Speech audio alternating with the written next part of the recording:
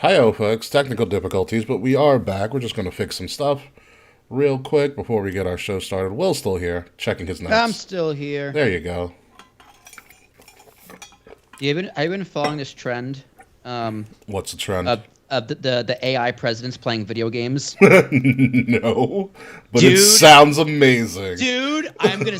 Oh my god! Oh, I should add you. I should just add you to this Discord channel, if I can. Oh my god! I'm gonna send you them. They're playing Mario Kart on the Wii. Okay. Just Jesus, watch it. I want your live reaction to this shit. All right. Where's this talk? Fix some other shit real quick. Let's delete that forever. So it's all created by AI. So it's all created by like just the presidents talking?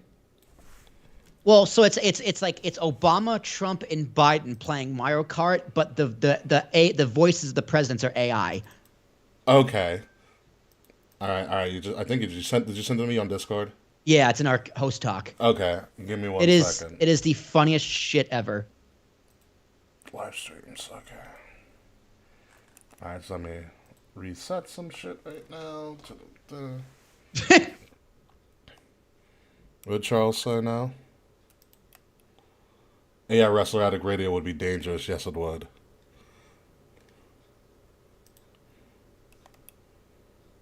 Okay, come on. We're good there. Perfect. Let's fix the war stream real quick. Sorry for the technical difficulties again, folks. Little hiccup. So aggressive. We got on our show, but all's well that ends well. Life of a content creator, right? Let's fix this. Delete that forever. And fix this. Oh, also, dude, like you know, I do podcasting, right? You get to think it's a thing I do. Yeah. What about it?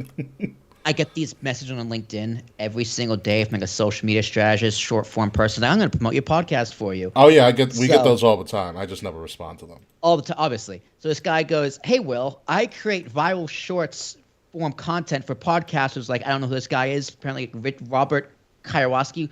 I don't know if he's the author of Rich Dad Poor Dad, but either way. Kiyosaki? Is it like ayahuasca? Somehow, I don't know, but somehow related to Rich Dad Poor Dad. But anyway, it's not important. And David Meltzer to increase your monthly listeners and attract high-paying sponsors. I ignore all that. I go, Dave Meltzer, like Wrestling Observer, Dave Meltzer. I was like, yeah, I was like, all right, you got me to respond. Let's see if it works out. Oh my god. Okay, I just saw this. Let me see the shit that you just sent me. Let's check this shit out. All right, boys, it's been a good time, but it's time for the last race. Let's go with Rainbow Road. Oh my god, let's go with Desert Hills. I love dessert. Say less, Joe. Oh my god, did this guy just say dessert? It's desert, Joe. I will say, Joe, I am craving some dessert. Do you want to hit up the old Dairy Queen after this, Brock? Sure, Joe. I love a good blizzard. I'm more of a chocolate-dipped cone guy, but it sounds like a plan. Notice how Joe forgot to rocket start again. Donald, you've been such a bitch this whole time that you aren't invited to Dairy Queen with us. Oh, come on, Joe. You know I was just joking with you. As a pal, you know. Sorry, Don. You can't come. Well, fuck the both of you then. Means Dairy Queen when you're the Mario Kart champion. Well, Don, right now, I'm in the lead. Not for much longer, you aren't. God damn it, man. Why is this car so damn slow? Shit. What the hell, Brock? What do you mean you hit me? You were in my way, man. Joe, what the hell are you doing? Giving you a warning shot. Oh, what the fuck, dude? Don't be getting in my way like that again. You baby's just gonna hand me the win? Yeah. Got one more coming, Brock.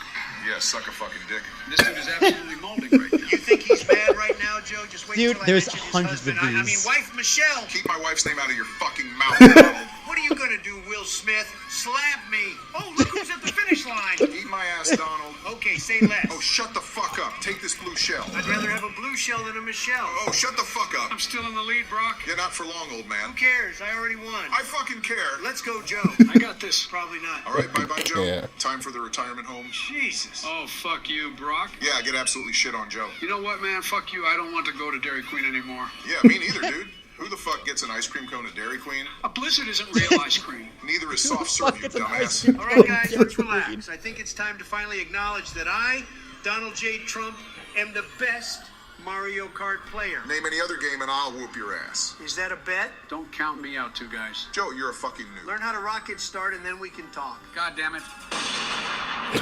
So stupid. Dude, there's so many of them. They're literally, dude. I can't even know where So to start. fucking stupid. It's literally they rank the best Transformers movies. Yeah. They do a tier list. Nice. They do a tier Mario Kart list. They do a tier Cheetos. They fucking, dude. They play Mario Party. They go to Burger King. They play Age of Empires. They play Super Smash Brothers. Age of Empires. Nice. They work at McDonald's. Wow. That is crazy now. What have I been following lately besides nerdy Marvel shit? This actually makes me think of the Super Mario movie, which I will not see in theaters. Really? Yeah, I'm not that crazy of a Super Mario fan, and I was like, okay, I saw the latest trailer, I'm like, okay, I know what they're doing. They're just putting all the video game shit in the movie, and like, I get that, and that sounds great, but like, when you think about it, outside of Mario and Luigi being plumbers stuck in a fantasy island with princesses and toads and mushrooms Yeah, and there's shit, not much there. what is there? What is the story that you can build in all, like, what's the lore? Well, they're saving Luigi this time. I guess, but like they ruined the best, of course, because they needed people to go to this movie. They ruined the best surprise that I think they're gonna have. Which was? Donkey Kong shows up. Oh, I thought that was gonna be like, duh. Yeah, Donkey Kong shows up. I mean, if they create like a Nintendo cinematic universe, they might be on to something, which leads to like everybody gets a solo movie, and then it leads to like Super Smash Bros. The movie, then I might be interested. If we can work towards that, that'd be pretty fucking dope. Like, could you imagine like Super Smash Bros. Like the battle for like something supremacy? Probably.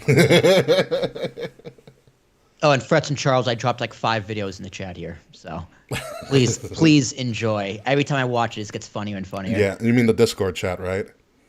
No, I put it in the YouTube. I can put it in Discord too. Oh, Is yeah, Charles. it's in the YouTube chat. Yeah, Charles is on YouTube. Frets is on Charles YouTube. in YouTube. Here, I can take these links and put them in Discord. Yeah, Charles, you can also be on the Discord. You know, be a pal. Yeah, Stay a while. Charles, come on. I thought we were friends. So Charles might not survive this weekend. Actually, I'll tell you that. Because Charles is going to spend St. Patrick's Day weekend in New Orleans. Dude, I totally forgot there's like Friday St. Patrick's Day. Yeah, I'll be working. I'm hanging out, not doing much. Yeah. You're like, ooh, yay, green. Okay. Oh, is Discord work? It's a chat room. It's like AIM, but cool. Yeah, we can even use Discord for Video chats, audio chats. It's mainly used from gamers, for gamers, by gamers. that everybody's now using. It's a great community builder. Yeah. Like remember actually ChatGPT has one. A lot of podcasts have them, networks have them. Those AI that makes images, they have ones you can type in like a prompt into one of their chats and it'll make the image for you. But here's the good thing now. You can integrate Discord voice channel on Xbox, and PlayStation just did it last week. Yeah, it's pretty dope. Yeah. Discord is So really, we can it's literally just the best. have a. There's also games in it. There's a free game. If you get like Discord Plus, you can get games. Oh really? But yeah, like we were playing like it was called Crazy Eights, but essentially it's just Wild West Uno. So if we really wanted to, we can do a giant Discord voice channel for WrestleMania if we all watch on like different devices. It's like I can watch it on my PlayStation or my Xbox and just go on a Discord voice channel. Yeah, I could do it on my phone. I could hop in on my phone. Exactly. I mean, Jazz and I are just gonna eat pizza. I'm gonna hit this weed pen the whole time. So if I still have weed left by then, I don't know if I'm gonna go buy more. Yeah, we've got. Well, we'll talk about it. There's not really that much time left till WrestleMania. We got next week, then the go home show. Yep. So we can try it out. But are you ready to do the show? We're good to go, right? Yeah. Yeah. Let's get it done. I don't know what we're talking about this week. Yeah. You'll figure it out pretty soon. All right, I am rolling. Let's do this. Started in.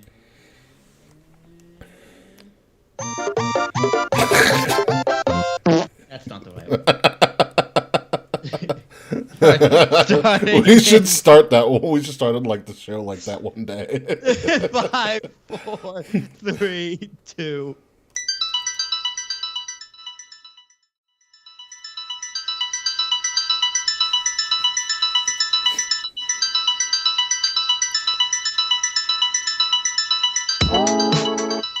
Asshole.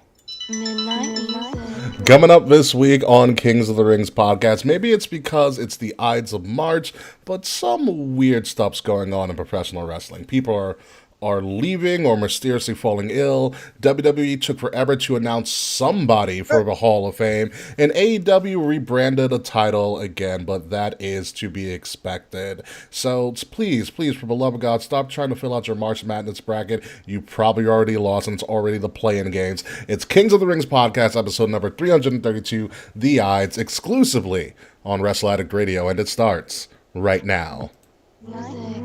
How'd Hofstra do? Did we win? You guys didn't even make the tournament. Damn it.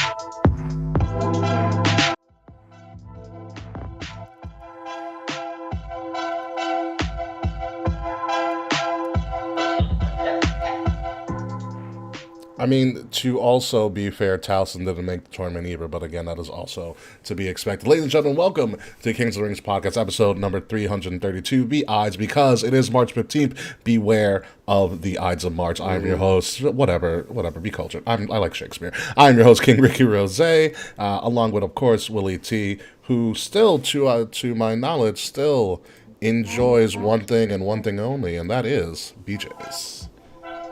Who doesn't love BJ's, dude? I mean, it's wholesale, wet, and you finna have a happy ending. You come in hungry, you leave happy. And you get 10-pound wings still.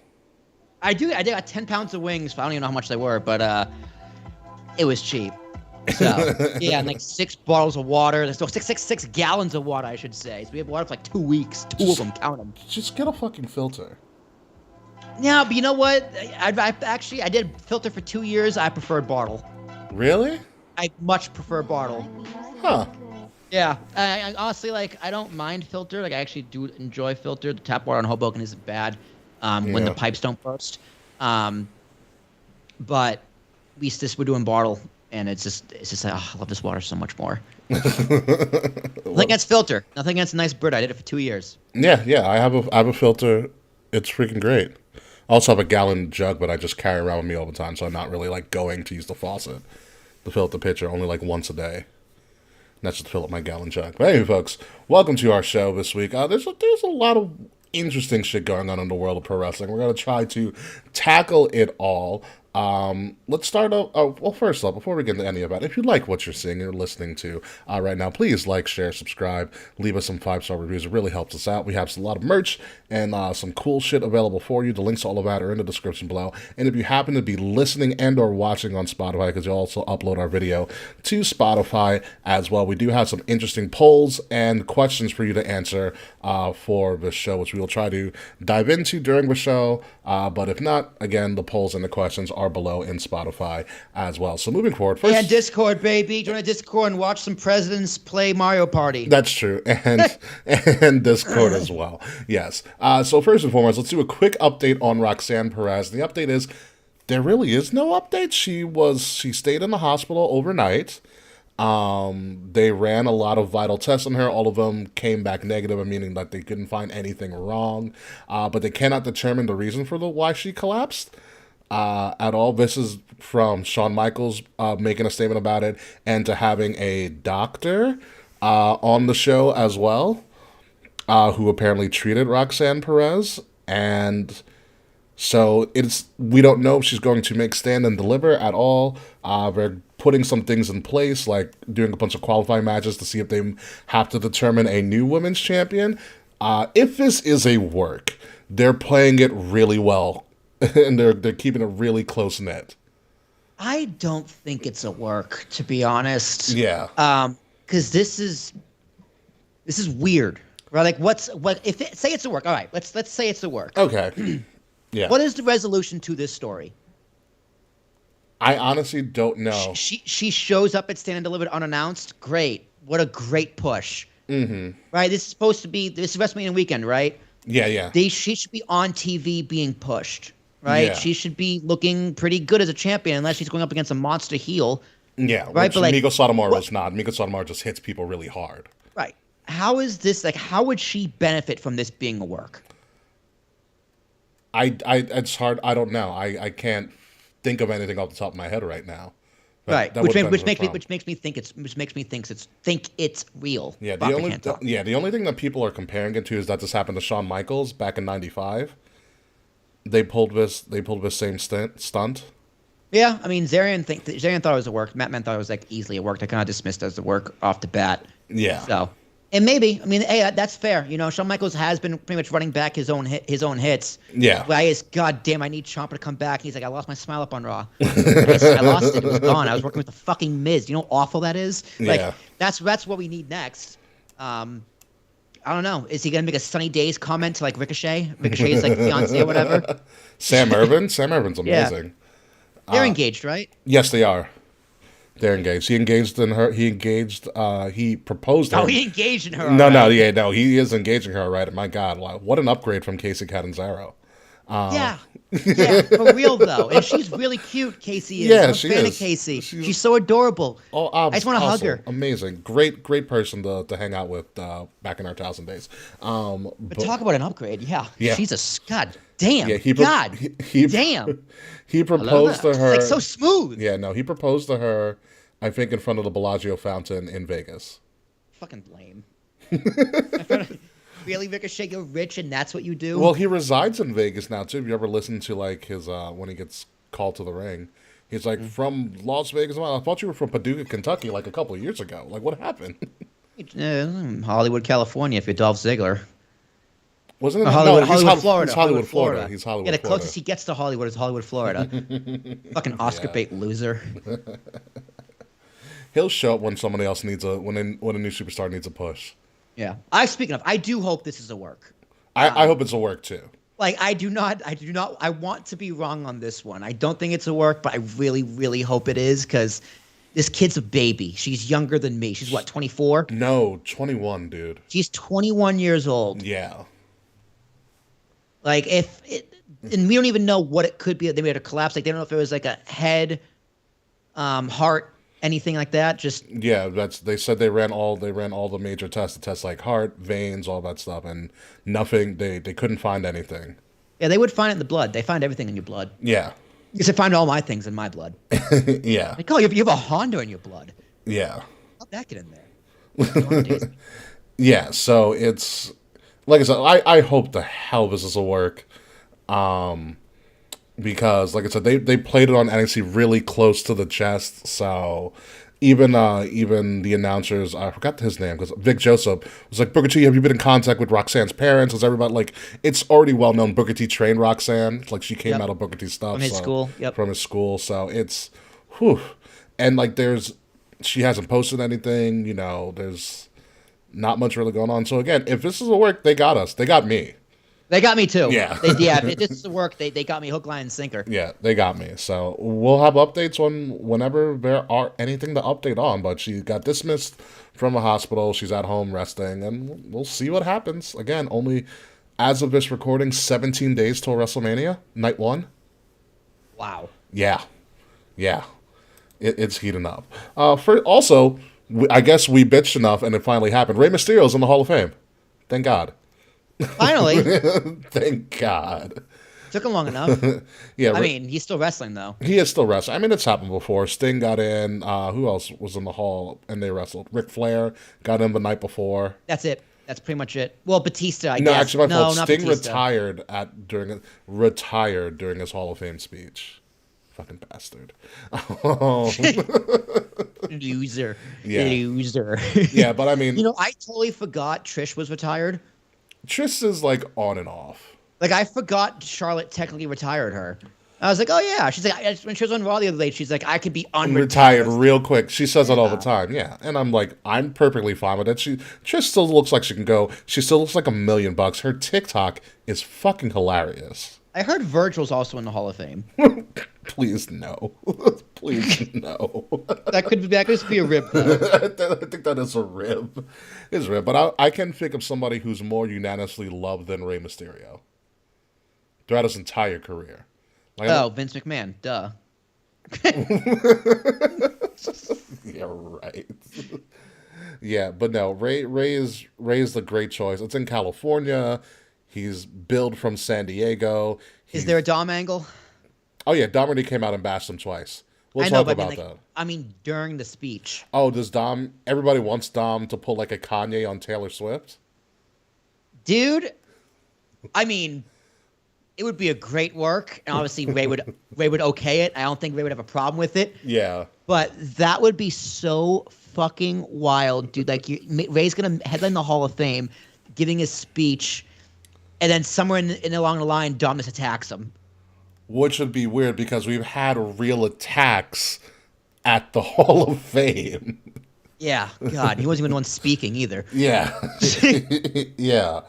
So I don't know if they want to go that angle. I mean, I wouldn't be surprised because I mean Ray loves the business, but I would want Ray to have a moment to really reflect and talk about his career, which Yeah, I think like, is something that he I don't- deserves. I don't watch the Hall of Fame anymore because it's so goddamn long.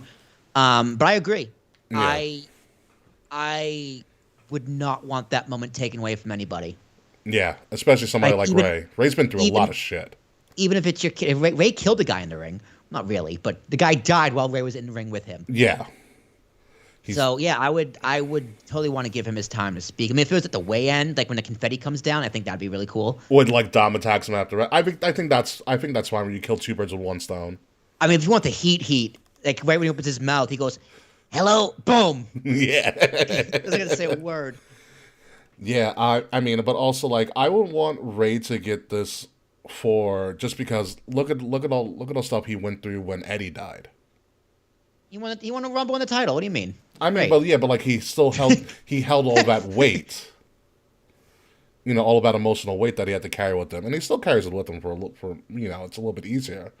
But I think he would want that moment. I really hope AEW lets Vicky Guerrero show up because I feel like she would be a great person to, if not induct Ray, which I think would be really cool, but at least have her in the crowd. I hope Vicky's there. I hope Chavo's there. I do know too, last yeah. Week I like last week I buried Chavo pretty good. But I'm actually a fan of Chavo. Yeah. I met Chavo. He's a great guy. He's a great guy, yeah. I think I have his PayPal. I think it would be really interesting if Chavo inducted Ray too. I think that'd be cool. Chavo would make sense. Yeah. Right? Eddie's nephew. Yeah, And either I'm sure they're Chavo close. or Vicky. Like Yeah. I said, if Tony Khan doesn't be an asshole and allows Vicky to show up for the for the Hall of Fame, because I think that'd be cool. That would be cool. That'd be very That'd cool. be cool. I mean, there's somewhat of a work relationship. Well, she probably did it before she showed up at AEW, but Paige is getting an A&E biography this week. Oh, that was definitely filmed and recorded before. Before she, yeah. Yeah, 1,000%. That was recorded and edited like a year ago. Yeah, it's what is it? I think this week is Jerry the King Lawler and Paige. They're like, hey man, the marketing money was already paid for. Might as well just fucking air it. Wow, Taekwon says, "Hear me out." Psychosis inducts Ray. Number one, Psychosis was amazing in WCW back in the day. I love Psychosis. Psychosis and La Parka were my shit. I mean, if Dean Malenko was like on his deathbed, I'd say Dean Malenko. No one wants to hear Dean speak. I would. I love Dean Malenko. He's a great mind, but he's a terrible speaker. Yeah, no, you're right. Terrible on the mic. He's a terrible speaker. I'd rather have fuck, I forgot his name. I'll figure it out. Yeah, Billy Kidman. Kidman could also be an option as well. Apparently, Prince Iakea? no, Billy Kidman. 7-year itch, Billy Kidman. You remember he changed the Shooting Star Press, name of the Shooting Star Press like 5 different times in like 5 different years. It was in WCW. He changed it all the time. But apparently, from what I've heard, Kidman is hysterical when he's calling a match. I bet. When he's in like the ear of like the rappers, apparently he's fucking hysterical. Isn't he married to Stacy Keibler? Is that Kidman? That's not Kidman, no. I don't think that's Kidman. If he is, upgrade for Kidman. Good for him. Yeah, who married one of those like 04 divas who was like the hottest, like a Cece Keebler or someone, and she just married like a ditz. No, Like it's Keebler like was how, dating. how? Keebler was dating Clooney for a minute. God damn. Yeah, yeah. I mean, have you seen Stacey Keebler? Tory. Yeah, he was a Tory. Oh, Tory Wilson. Tory's married to Kidman? Yeah. Huh. Yeah, roll tide on that one, right? You're like, how'd that happen? Very nice. Good Talk show. about 8 inches. Hey-o. All right. What about Batista? Batista's single. No, I mean, I know Batista was like gonna fuck Dana Brooke for a hot second. I meant to induct Rey Mysterio. I can see about that's fine. That's fine. I can see about. They were tag champs. Yeah. Also, we're 2 for 2 in our predictions for last week at the Hall of Fame because just announced today on WWE's The Bump by Ric Flair himself. Woo! The Great Muta is now the second member of the 2023 class of the WWE Hall of Fame. Again, another well-deserved person. He is Congratulations! He is an absolute legend of wrestling. He never stepped foot in WWE, but he's one of those people who he was so big that he didn't have to, and everybody respects him. Yeah, it's a legend. He's a legend. Yeah. He's an absolute legend. You know, he's been everywhere except WWE. Yeah, he was actually part of NWO Japan. Yes, he was. Yes, he was. NWO Japan. I remember the first time I saw Muda, it was like 2011 in TNA. I was like, who the fuck is this guy? And he looked old back then. Yeah. And if you actually look really closely at our Wrestle Addict Radio logo, it is designed based off of a mask that the Great Muta used to wear. Is it really? Look at it. Oh. Yeah. You never knew that? I thought it was just rip off of Lucha Underground. No, it's a ripoff of Great Muta. Yeah, good for him. Yeah. That's supposed to be a Fu Manchu? No. It's just the lines from his mask. If you look at some of the masks that he wore in like his later days, that's what the mask is based off of. Cool. Yeah. So congratulations to Great Muta. He should have an interesting speech. Rey Mysterio is going to have the headlining speech. I don't know who else is going to be named, but it's going to be like a sprint now for people to get into the Hall of Fame. Going to be an absolute sprint. And maybe that was by design. Which is cool, but I do enjoy it, but it seems to be things. So congratulations to Rey Mysterio, congratulations to the Great Muta. Moving on to some other weird news. Where the fuck is Bray Wyatt? There's been, and I know you probably haven't heard any of this, Will. I have, actually. Oh, you have? Rumors. Okay. I heard rumors. So, I heard the Meltzers and the Satins. Yeah, so there's rumors. The official statement that we're getting from Fightful and Sean Ross is that he is dealing with an undisclosed injury, and he may or may not be expected to show up for his match against Bobby Lashley at WrestleMania. That match is yet to be actually confirmed at Mania. The other prevailing rumor is he's gotten some disagreements with creative and has walked out. Well, that was fast. Show up, and other things. Other people are saying maybe he's not does a physical injury, maybe it's something he's dealing with mentally. We don't know, but all we know is that Bray Wyatt hasn't been on TV, and the details around him not being on TV or pushing this angle with Lashley could go all over the place. What we do know is that he was not buried on TV by the announce team, which is a great thing to see. It's a good start. Yeah, it's a good start. It's a good start to have. Which also makes me think he didn't walk out. Potentially, but who knows? And I don't know what you do from here. Like, even if he does come back, like I said, we are 17 days from WrestleMania Night 1. Do you even try to put on this match with Lashley? Granted, Lashley deserves a WrestleMania match. Yeah, dude, Yeah. Get your fucking ass in the ring. Like, what's the problem now? Like, what the fuck? Yeah. Like, if it is an actual injury, it's just a lagging injury, get your ass in there. If you can go. Yeah. Like, if you're having a mental issue, it's like, well, what now? What could you possibly need now, right? Like, Vince is gone, man. He was your biggest problem. You got creative freedom, is all we know. It's like, dude, if this is still an issue, it's like, just don't come back next time. Go get your help, and then just don't come back. Maybe who knows what it is. He also has I think he has 6 or 7 kids. Yeah, with JoJo. I don't want to judge because but we don't have know you if it's a seen mental JoJo? issue or what it is. We don't know what it is. Yeah. But it's just like, again. It's like, bro, you know you paid millions of dollars to be on TV, right? So Like, you got your fat contract. Fred's is saying he has an apparent illness too, and it's kicking his ass. What is the illness that is kicking his ass? Like, what is it? Like, is Hey, it if you got something COVID, you autoimmune? got COVID. Fine. If he has COVID, but- sure, cool, whatever. You know what we need? We need clarity. Yeah, we need clarity. Yeah, and I think WWE does a poor job at this as compared to AEW. AEW is a little bit more transparent with with their injuries and stuff like that. But I think it would benefit WWE to be more transparent when some of their performers are out with an injury and stuff, and not always stick to kayfabe. Because listen, How is he injured though? It's like, how can you be injured if you're not wrestling? Who knows? Maybe he's working on houses. But here's the thing. The reason I say that is that, listen, in this day and age of wrestling and sports entertainment, everybody knows that this is all for show. You know, you can take the veil down a little bit. You can drop the curtain a little bit and say, hey, this person's injured. Here's the injury report. They're not going to show up. This is right. Like, we all know what's going on. So you don't have to always be like, ooh, where have they gone? They're not on TV. Like, you can say like, hey, this person's not here.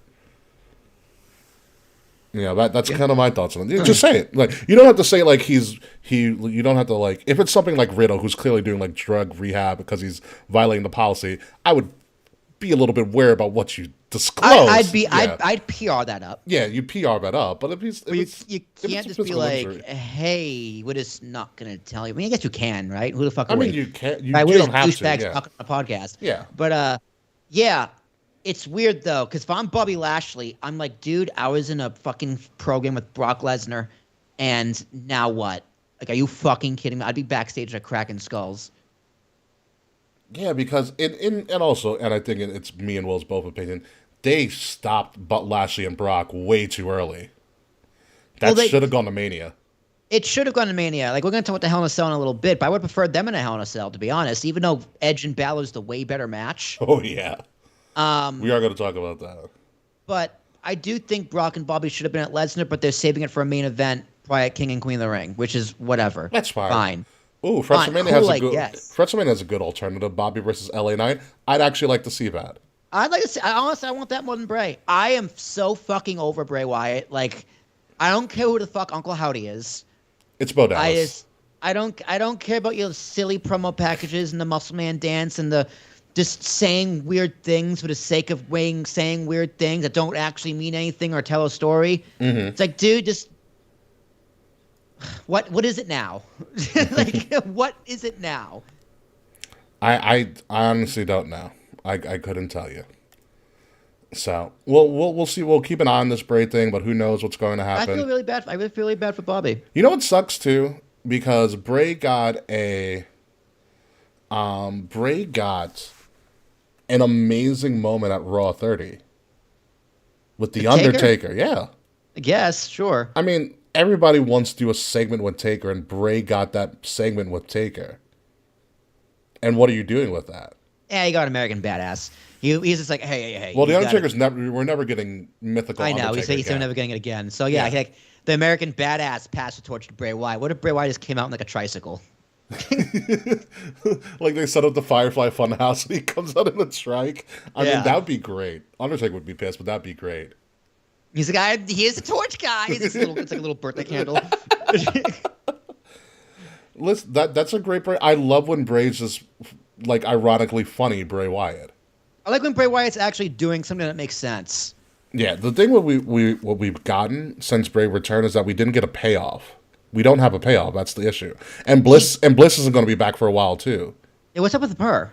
I think she's just taking time off. I think she's just taking time off. She's just like, hey man, I don't want to do this fucking story again and ruin my career again. I'm just gonna take some time off until Bray Wyatt just implodes. I think it's a matter of they were gonna. I don't know. I have no credible source or information on this. It's just me kind of just thinking off the top of my head. I think she was going to be tied into the Bray story, which would have made sense if they were building some sort of demonic family, which would have been cool. Could have been cool, sure. Yeah, could have been cool. But the fact that there is a stall in creative and now you're kind of just walking in limbo, I could see Bliss being like, okay, I see where this is going. The women's division doesn't really need me right now. You don't have a women's mid-card title for me to even fight for or even to pass my time. Let me take some time off, and when you guys figure it out, call me. She's like, I'm newly married. I could use some 8 inches of my own. Exactly. You know, Let's call it a day. and and if that is the route she took, I don't blame her. I would do that. I would take that same route. Like, I'm Yeah. out. Dude, get me the fuck out. I don't care if I miss WrestleMania payday. My husband's rich. He's a weirdo too. He's a little weirdo, but whatever, it works for them. He's a little pop star singing guy. He's a small little man. Lives too. Matter taker. So yeah, we're gonna keep our eye on this Bray Wyatt thing. Yeah, do you think how many people do you think it would hurt if people found out that Undertaker most likely voted for Trump twice? I thought it was plainly obvious that he leaned that way. It is, but like it's not like known. You know what I mean? Like, what if he just came out and said it? Have you like, seen? like how much do you think it would hurt the internet? He's like, yeah, I voted for him twice, like casually. Like, he's not coming out as blue. He's not coming out as MAGA. He's not like at a rally or anything. He's casually sitting like at a Hot Ones interview. Yeah, I voted for him twice. And then like takes a bite of a massively spicy like wing. Yeah. Like, how hurt would the internet be? There'd be a good section of the internet that'd be hurt. But for us, I'd I'd be like, laugh what did all you? of it. But I'd like, what laugh did you all of expect? Have you? Yeah, right. He's a gunslinger from Texas. Like, Have come you on seen now. the property in his documentary? Like that screams he's gonna vote Yeah, for Trump. yeah. He probably loves Ted Cruz too. Ew, Ted Cruz. Oh goodness! All right, let's move on to something not so mysterious. Daniel Bryan, or Bryan Danielson, whichever you want to call him, because they're pretty much the same person, cut a little bit of a promo last week on AEW after his match to MJF, which he lost in overtime in an Iron Man match, which people are lauding as one of the best matches in AEW history. People that it was okay, in my opinion.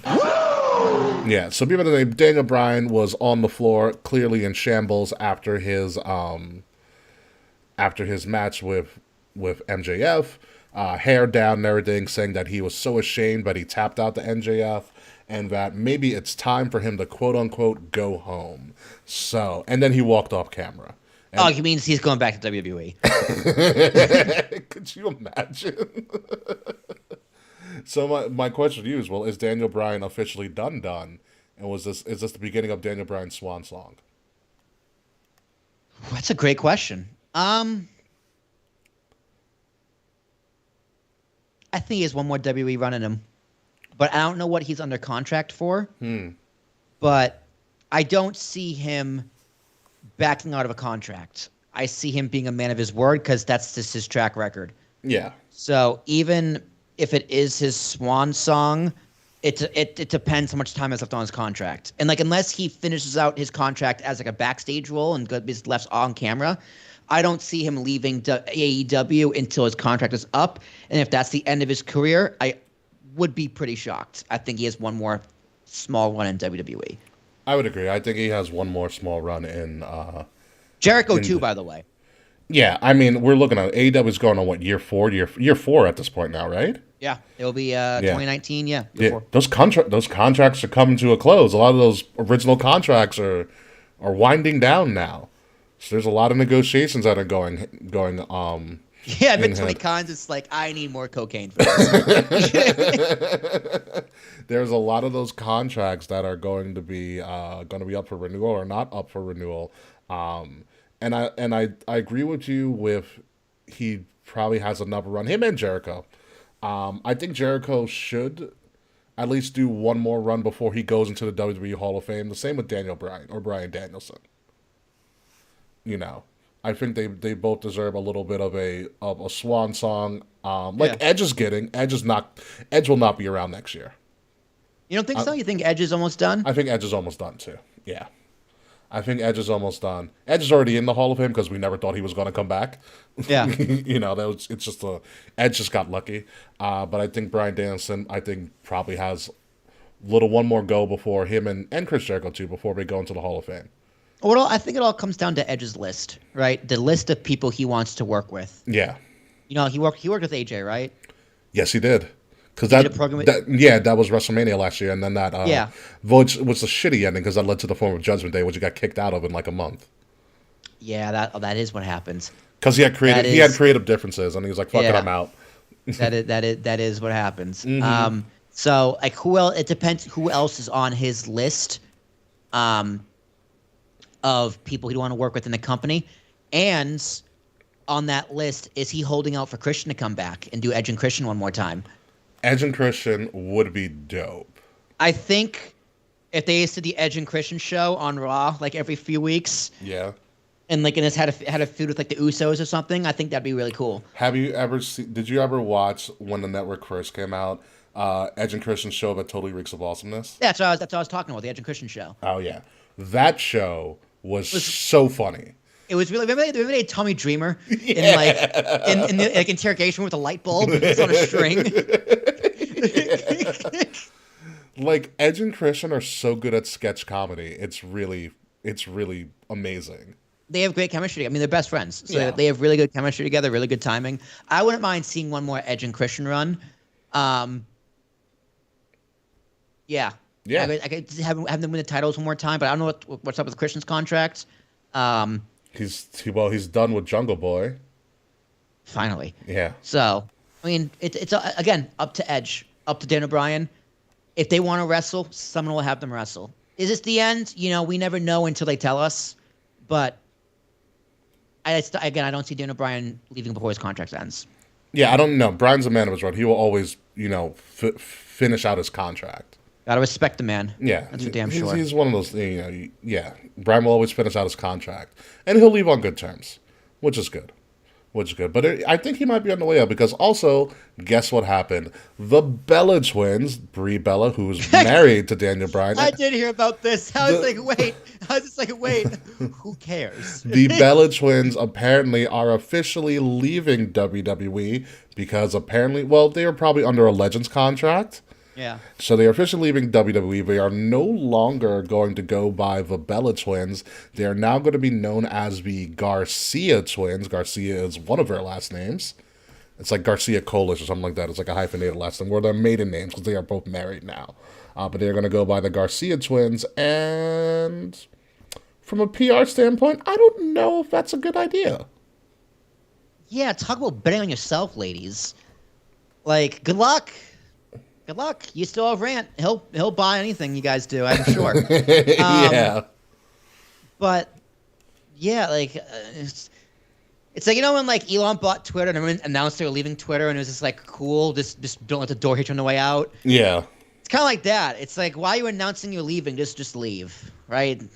Well, I guess they were trying to make a statement out of it from a PR standpoint, but Yeah, because they're like, hey, pay attention to us. And people are just like, I didn't even know you were still at the company. yeah, it surprised me too. I was like, I get the Legends contract, but like, it wouldn't kill. Because like, I don't know, the Bella twins sound so much better than the Garcia twins. I get they want to like own their names and stuff like that, but the Bella twins got them really far for a lot of stuff. Yeah, dude, the Bella twins need WWE. Like, I really do think they need WWE. Like, and at least Nikki could have just rolled off John Cena. Can't do that anymore. No, she married her partner from Dancing with the Stars, Artem, and had a baby with them too.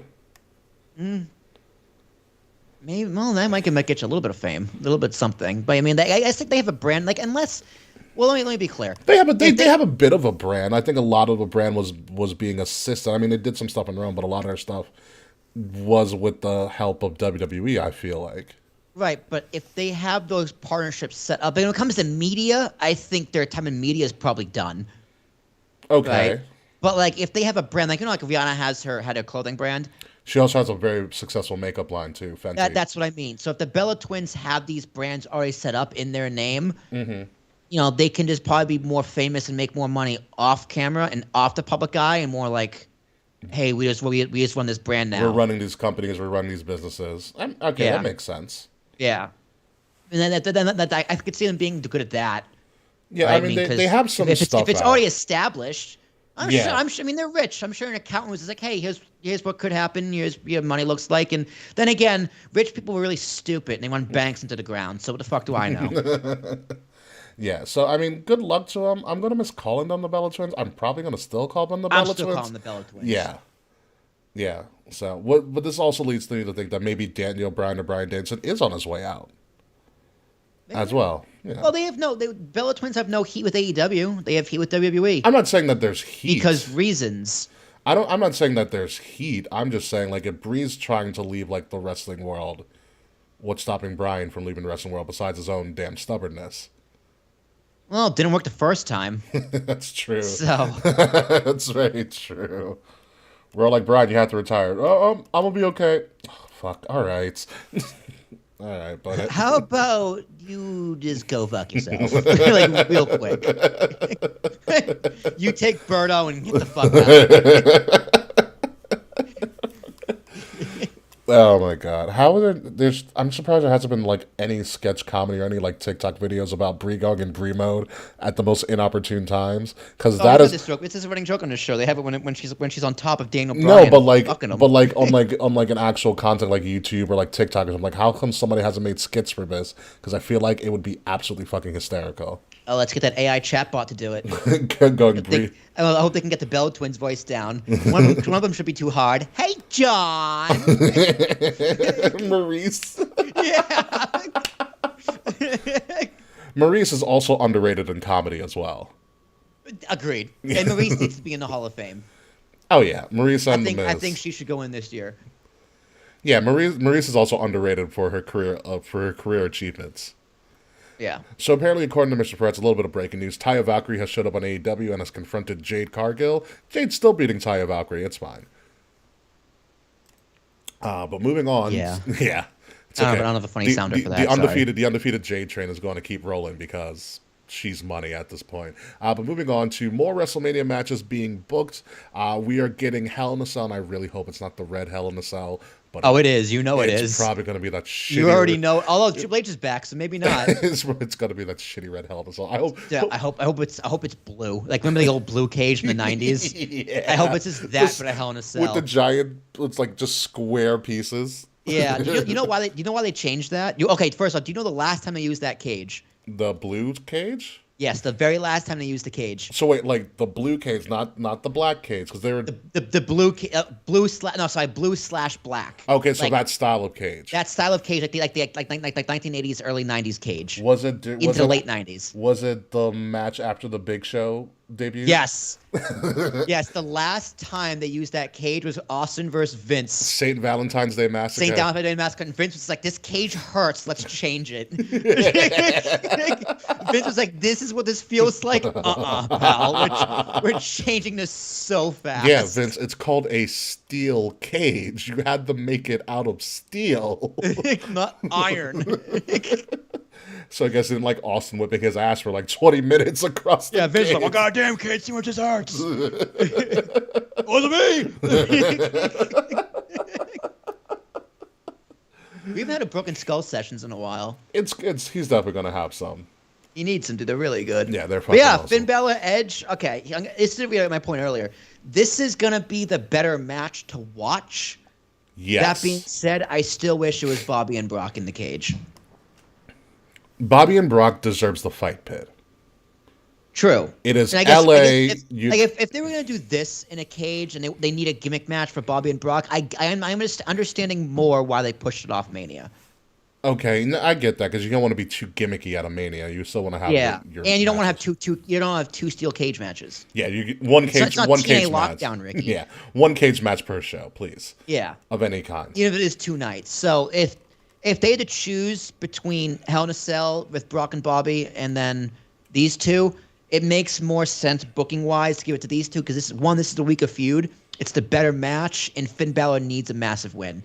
Yeah, we're definitely getting. This is a Demon Finn. This is a Demon Finn warning. This is definitely Demon Finn versus Brood Edge. That's going to happen. So that also makes sense. I mean, you are sacrificing 2 shitty matches. One of them might not even happen for it. Yeah. But then again, Brock's forever over, and Bobby has been in a very good place for the past year or so. Brock Lesnar's just having the time of his life. I love it. So it's really funny. Mick Foley came out and talked and was going to give advice to Finn Balor at Hell in a Cell. So he said, Finn Balor, here's my advice for Hell in a Cell. Study all the past Hell in a Cell matches and don't do anything that you see. Interesting. Don't pin your opponent. That counts as anything. Don't throw punches. No ref bumps, especially no ref bumps. Yeah, right. Put the chair down, Finn. Rest in your peace, finishing move, you can't hit that either. Rest in peace, Tim White. Mick. Very bad advice there, Mr. Foley. Well, you heard the story about what Mick says about Hell in a Cell. About how he lied about going up there. Yeah, you lied. Terry Funk gave him the idea. He's like, it's a good idea. Yeah. It's like, have you been up there? Yeah, I've been up there. And it goes, if I would have told the truth, we would have never been up there. You never would have been up there. Yeah, I went up there. Oh, that is probably the most infamous match in all of wrestling history. Oh, I say this all the time. It's a calling card of mine. Whenever someone wants to watch wrestling matches, never seen wrestling, I got just the match for you. I know exactly where it is in the time card, too. Show stealer spot, baby. That was a King of the Ring, dude. Showstopper. That was the King of the Ring pay-per-view. At the Igloo in Pittsburgh, Pennsylvania. The Triple H one that no one remembers. No one cared. I don't even know any other matches on the card. First Blood, Austin and Kane, which Mick Foley and Taker had a run-in for. Really? Yeah, dude. Later that night, the main event, Mick Foley comes out with the chair and eats a stunner. Wow. Taker comes out too, and I think eats a chair shot.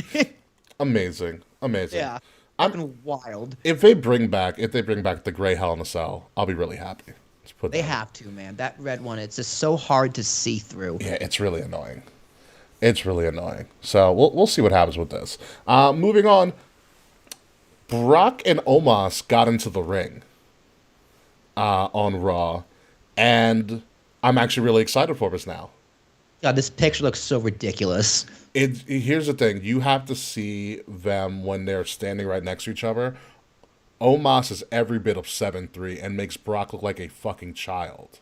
I believe that. You know, and also Omos palmed Brock's head and threw him out the ring, which was also very scary. What's very interesting about this and this moment, and this is something that should tip you up about how sleeper good this match will be, Brock was selling for Omos. Oh, that is fair. Yeah. I mean, Yeah. So Brock had the choice between Omos and Bray. And he's like, "Oh yeah, give me the big guy. Give me that big black bastard." Well, I mean, look, if you look back in the time, like look at the Royal Rumble when he knocked out the first half of the of the card. Do you remember how excited he got when Keith Lee showed up? Yeah, I do. He was like, "Oh, he's big. He's a big horse." I mean, to Yeah. your point though, I actually do agree with you. That's a very good point. Yeah. It is a sleeper match because if Brock wants to make this match good, he'll make it good. And Brock will help make this guy. And the fact that Brock is selling for him during this little segment means that Brock, I think, believes in this match, which is a great sign. I think Brock buries the fuck out of him though. Really? Yeah. It doesn't. I don't know. Almost, I think Brock wins. Why have almost win? I think Brock wins, but barely. I think that's how they both win. I mean, Brock is still going into a match with Bobby Lashley, so give him the W. And Omos hasn't won a match of relevance since. This is one of those things where I think Omos wins in a loss if he can just seem formidable to Brock, and this whole match is going to really depend on this whole match is really going to depend on how well Brock sells. Because if Brock sells, it becomes a really, really interesting match. Like, for instance, look when Brock went up against AJ Styles. And and AJ Styles was already a made man in all of pro wrestling. But that match was unbelievable based on solely the fact that Brock was selling his ass off. Brock made you believe. Yeah, Brock made you believe. When AJ hit that calf crusher on Brock, I was like, holy shit, he's gonna make Brock tap out. I was totally sold. And the phenomenal forearm right into the F5. Yeah. I mean, like, oh yeah, I forgot. It's Brock fucking Lesnar.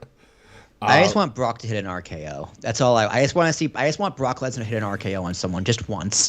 Just out of nowhere. Pop off. Or have like confetti pop out of her head like a Halo headshot. Yes. Yes.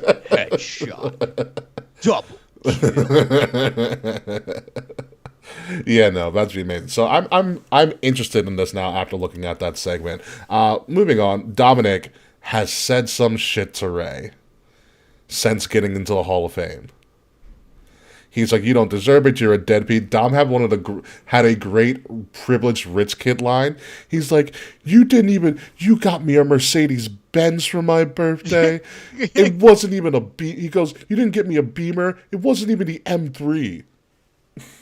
You fucking asshole. Yeah, people at home are like, "What the fuck is he talking about? What is an M3?" Yeah, he said on SmackDown, "I should have been born Eddie's kid." Well, he was. He just doesn't know it yet. Yeah, right? Like, we had a match over it. So, yeah, and this is every time Ray has come out, because Ray came out on Raw, Ray came out on SmackDown, obviously to get some of his acknowledgement for being the Hall of Fame headliner, and Dom always interrupts him before Ray can get a word out. I love it. And the best part of it is, Ray will not hit his own flesh and blood, which is very Undertaker and Kane vibes. But he has yet to lay a hand on Dominic. When is this match get announced? It's got to be within the next 2 weeks. So, like, Dom's got to bring out his sister or his mother, right? And start smacking one of them around. Or Angie threaten to will beat smack his one of them ass. around. I think it's gonna be Aaliyah. I'm going to feed her the priest. Oh, my God. If he goes, "Dad, I'm going to send that bitch to communion." I think we'd all get it. Yeah, I think this leads, which would not be a surprise to anybody at this point in time in my thing. I think Dom has already challenged Ray to WrestleMania. Ray has said no. Something's got to change, and I think Dom challenges Ray, and Ray puts his career on the line. Which could be a surprise Ray retirement match. It could be. I was thinking that too, but like, how do you get there? How do you get from Ray going, "I don't want this match," to "I'm gonna put my career on the line"? I think you said you got to get the family involved. I think he has to make some sort of threat to either Angie, his wife, or Unless Aaliyah, it's the loser daughter. leaves town. Loser leaves town could also work. Because like Ray would be like, because like what's in it for Ray to put his career on the line, if not Dom's career? I like loser leaves. I think loser leaves town makes more sense. I think loser leaves would be good. Because therefore Ray can lose. He loses in front of essentially his hometown, as close as it can be. He gets retired by his son, which is poetic. That sounds like the perfect way to go out. Yeah. Yeah, that sounds perfectly fine to me. He passes the torch to Dom. Dom's already doing great work, which surprises the hell out of me every single day. He hasn't wrestled though. That's the only thing. He wrestled on Raw. Oh, that's good for him. Yeah. But listen, it's not even a matter of he's wrestling. He's got his character down right now. Character is down, but sometimes you get the character down and then the bell rings. Or if in Bray Wyatt's case, the bell doesn't get the ring. Yeah, but I think the fact that he would... The match against his father is going to be a showcase of what he can do. I can only imagine the amount of times these guys have got into the ring with no cameras around and just went did some crazy shit. Probably. So, again, this is going to be another great match. This match should happen on Sunday. Do not do this on Saturday. Dude, make it co-main. Fuck it. It's either co-main or show stealer. Well, does the Hall of Fame class come out the first night, second night, or both? Both. They did both. In that case, I guess Ray's entrance is just going to be from the Hall of Fame. He comes out in his gear. Mm-hmm. That'd be cool. Yeah. So yeah, it had to be night two. I think Ray deserves it night two. Dom attacks him when he's on the stage. There you go. Oh. Yeah. Yes. There you go. You know what they gotta do? They gotta do the dart off the big LEDs like Kevin Nash did. It depends on how that stage is set up because again, one of the biggest things is what is the WrestleMania stage going to look like, and they got a lot to play with in that stadium. They do. They got a lot to play with in that stadium. It's going to be very exciting to see that stage design. Moving on. All right. So who do you got here? This is actually going to be one of our questions and/or our polls on our show in Spotify. If you check it out. So It was a fatal 5-way for the IC title, and Drew and Sheamus got the victory simultaneously. God damn it. And so this is just to waste time, clearly, because you got to lead up to this. And so there is going to be a singles match, Drew versus Sheamus on SmackDown. The winner faces Gunther at WrestleMania. Who do you want to win to face Gunther at WrestleMania? I don't know, but I'll tell you who loses. I think it's going to be a triple threat, by the way. But I'll tell you who loses right now. It's Gunther. So your official saying it's going to be a triple threat at Mania? Yes, but Gunther is not involved in his own feud at WrestleMania. He's just not the focus right now. It's like, dude, we're 2 weeks out, and like, what's Gunther doing? So in the segment after this double victory, I was like, fucking Christ, guys. Gunther shows up to Adam Pearce's faux office and is like, listen, I need a competitor. He's like, I know English isn't my first language, but I need a competitor. Do you see that? No plural. Competitor for WrestleMania. I need a storyline. Give me a storyline. I am not involved in this Drew McIntyre Sheamus storyline. So, I mean, in my opinion, after what the fuck we saw at Clash at the Castle, you better give us the fucking Sheamus. I agree, but then what does Drew do? Drew goes up against Bobby again. I don't fucking know. You know what I mean? Like, you both of these guys deserve to be on the card. Just make it a triple threat. That's what I would do. I think it makes the most sense. I don't want the triple threat because I was under the notion, especially what you said last week, that Gunther deserves a singles match. He does, but unfortunately, Sheamus deserves a WrestleMania match, and so does Drew. Mm-hmm. But the problem is, the story of the triple threat match is going to be Sheamus and Drew going at each other, and Walter getting the win in the back door. Or maybe he just pins both of them. Maybe he does a Roman Reigns and stacks them both.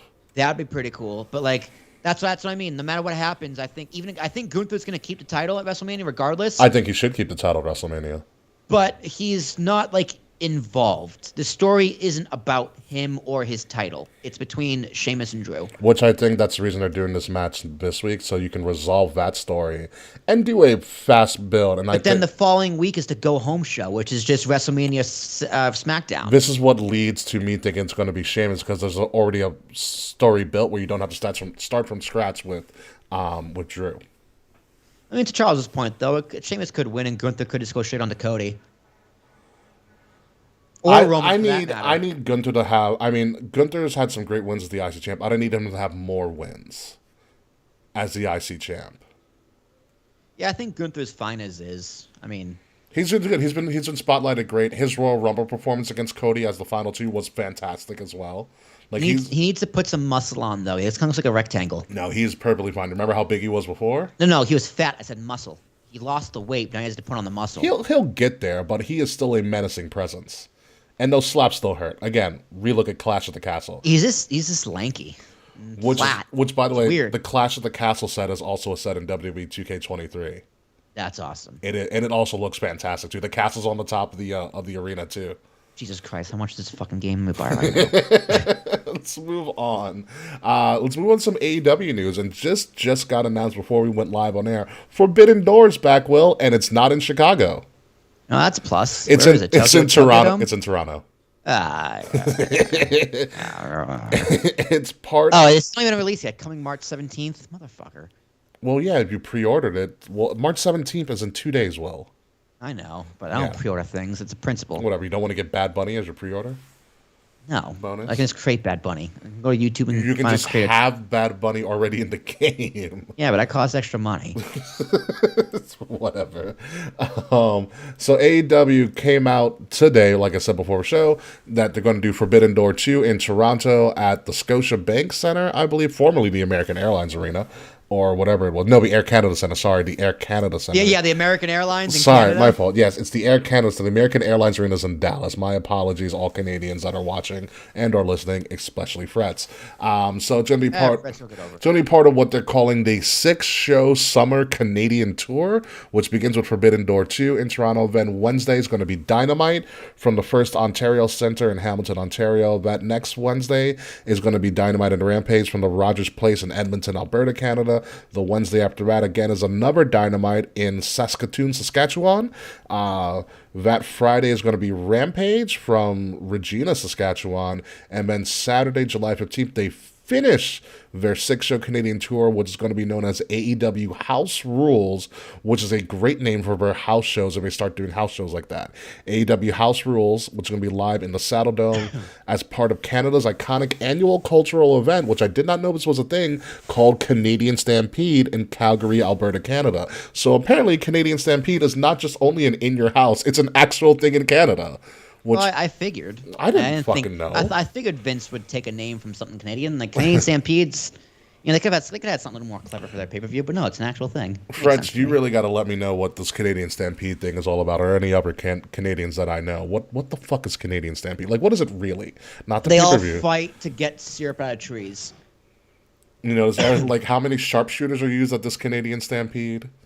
No. Is it like... You got to pin a tail on the Brock. Is Lance Storm the serious person, like, that starts off every day of Canadian Stampede? If he can be serious, like, tell me. Oh, no. It's when they all chased Trudeau out of the Capitol because he did blackface like 6 times. Jaquan says you don't have an orgy at Tim Hortons. Listen, don't you desecrate Timmy Hortons like that. Have an orgy behind Tim Hortons. Don't you desecrate Timmy Hortons, Taquan. It's a great place. That's pretty good. That's pretty good, TQ. That is a great place, Taquan. Moving on from Forbidden Door. Oh, and one of the quickest reigns ever. Hobbs cashed in his Sonic ring last week on AEW Dynamite and beat Wardlow for the TNT title. So yeah. Is it the TNT or the All Atlantic Continental one? No, this is the TNT. This is the TNT. This one means even less. This is the TNT. This is the one that they couldn't figure out the right design for. It's already had like 3 different designs. That TNT title. It's the TNBST. Yeah. Live on NBA Thursday title. They should have the NBA on TNT title. That should be the next one. Is this Shaq and Charles Barkley? Exactly. Just in the studio. Kenny's the ref. Ernie Johnson's just trying to hold it together. Larry Bird comes in, he's like, ugh, and he just leaves. That's the next title for AEW. But congratulations to Hobbs. They're doing something with you. Here's another interesting thing. So here's what I've discovered after watching their latest Revolution and semi-following this up. Because what I found is that AEW actually has a text transcript of the key moments of all of their Dynamites on their website. Interesting. So it is very interesting. And so it's a good read if you don't want to watch the show. So I'll be doing that a lot more than trying to watch the show. So Paige has turned heel, surprise, surprise, along with Toni Storm and Ruby Soho, formerly known as Ruby Riott, formerly known as Heidi Lovelace when she was an independent talent. And they have formed a faction that's very reminiscent of a prominent faction of the 90s and early 2000s, where they are going around beating people up. Their whole thing is like green and black, though. They're going around beating people up and spray painting them. Sound familiar? I think Japan did it. Yes, Japan. Japan did do it. Bischoff stole the idea from Japan, brought it over to WCW, but they're not calling themselves the Outsiders. They've pretty much been calling themselves the Outcast. Not with a K, with a C. Not like the group. I really hope this is a rib on Eric Bischoff, because Bischoff like dunks on AEW and hates Tony Khan. He gives them so much shit. So if I was Tony Khan, like, you know what? I got an idea. Ladies, bitches, come here. Take part in my pettiness, please. Here's $2 million. Go. So Ruby Soho is the newest member of the Outcast. She had an interview with Renee Paquette, formerly known as Renee Young. Stupid. This is so fucking in the stupid. ring. And so here's what Ruby Soho said. She said this, and I quote, this is from AEW's official website, which again, like I said, has transcripts of their key moments of every Dynamite and Rampage, which is a good read if you don't want to watch the program. She said, I mean, I think it's obvious. I don't think it should come as a surprise to anyone. You all created this monster. Let's run it back real quick, Renee. My first title match was at Grand Slam against Britt Baker. When she beat me, these people were thrilled. Were you thrilled at Grand Slam when Britt Baker beat Ruby Soho? Oh, yeah. Okay. Big fan of Britt. She then says, so let's fast forward to the semifinals of the Owen Hart Cup when I face Chris Statlander. By the way, where the fuck is Chris Statlander? Isn't she like on Mars with Elon, like making the RX2 D2 squared for as his 8th kid? Sure. Okay, we'll say that. She says, let's fast forward to semifinals of the Owen Hart Cup when I face Chris Statlander in the semifinals. She's the alien, right? That's her gimmick? She's the alien, yes. Okay, good. She's the alien from Long Island. That or her and Johnny Hungy are getting hitched, and they're getting made out of Tim Hortons. She goes, when I faced Chris Statlander in the semifinals and I was booed out of the ring, then I was booed against Jamie Hayter, which everybody's going to boo you. It's Jamie Hayter. You can't hate Jamie Hayter. No one in AEW was ever going to appreciate me. That was pretty obvious from the start, Ruby. But I'm the only one, because I'm not the only one. Toni Storm came here and she wasn't appreciated. And everyone begs Saraya to come out of retirement, and she goes, and all you fat mouth breathing trolls came at her at a moment's notice. That's what we do. She says, we've been outcast since the day we came to AEW. We can't build on a broken foundation, that's for sure. We can only start anew. A broken foundation are the entitled rookies in the back. Speaking of entitled rookies, let's bring up my opponent, another homegrown known as Sky Blue. Which meant she went to beat Sky Blue, and then they spray painted her. So that is the story of the outcast at the moment. I don't know, Ruby. Do you ever think the BBs weren't that good? She was doing well in WWE. I'm gonna be fair to her. Yeah. Because she can be that good. She can. I think she had a good thing Ruby going. Specifically, Toni Storm is a big enemy, and God damn it, Paige, you're a fucking legend. But Yeah. sticking to Ruby. Yeah. She's not better than what the rest of the roster has to offer. So it's not that you weren't given opportunities or, you were overlooked. It's just you weren't as good as the other people who deserve to be on TV more because they're better. I think she has an advantage on the mic, which makes her stick out. In comparison to the rest of the roster. In comparison to the rest of the women's roster, sure. Yeah. I think that green. is what her only advantage is in comparison. Yeah, her promos in WWE were bad because she was getting better. I think she was. I feel like she was hitting a stride. I blame the creative. And Ruby's someone who's not good scripted. I think, or like over scripted. Okay, I see what you mean. I think Ruby would do a lot better with just bullet points and a few sentences and key points you got to hit. Yeah. Right, but I think she's better off the cuff. Like, cause remember she did that promo with Natty and like Jimmy Anvil was on like the table, right? Oh yeah, it was yeah. And she was like leaning down and always talking like this because I'm bad, and it just didn't feel real. Like I can picture this promo as you're reading it, like her saying it. Yeah, like naturally. I remember she wasn't good at promos. I remember calling her Twinkle Toes in NXT because she had a triple threat at like Takeover Orlando. I was like, wow, she's really struggling right now. But I did see her like when the Riot Squad was the Riot Squad and Liv Morgan had the blue tongue all the time. She was the mouthpiece of that faction. They were hitting a stride for a little bit, and then WWE released them all. Yeah, I think same thing.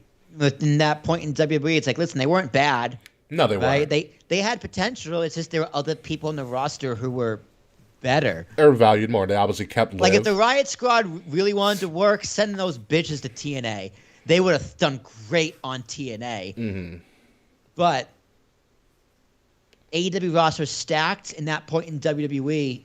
Like I think if the Riot Squad came back now, they'd probably be a lot better because they're a little more established, especially. They're established, a little bit more seasoned, yeah. Yeah, and I think they could actually have something to fight for. So I think they'd be probably better in WWE now. I think there could be some room for them. But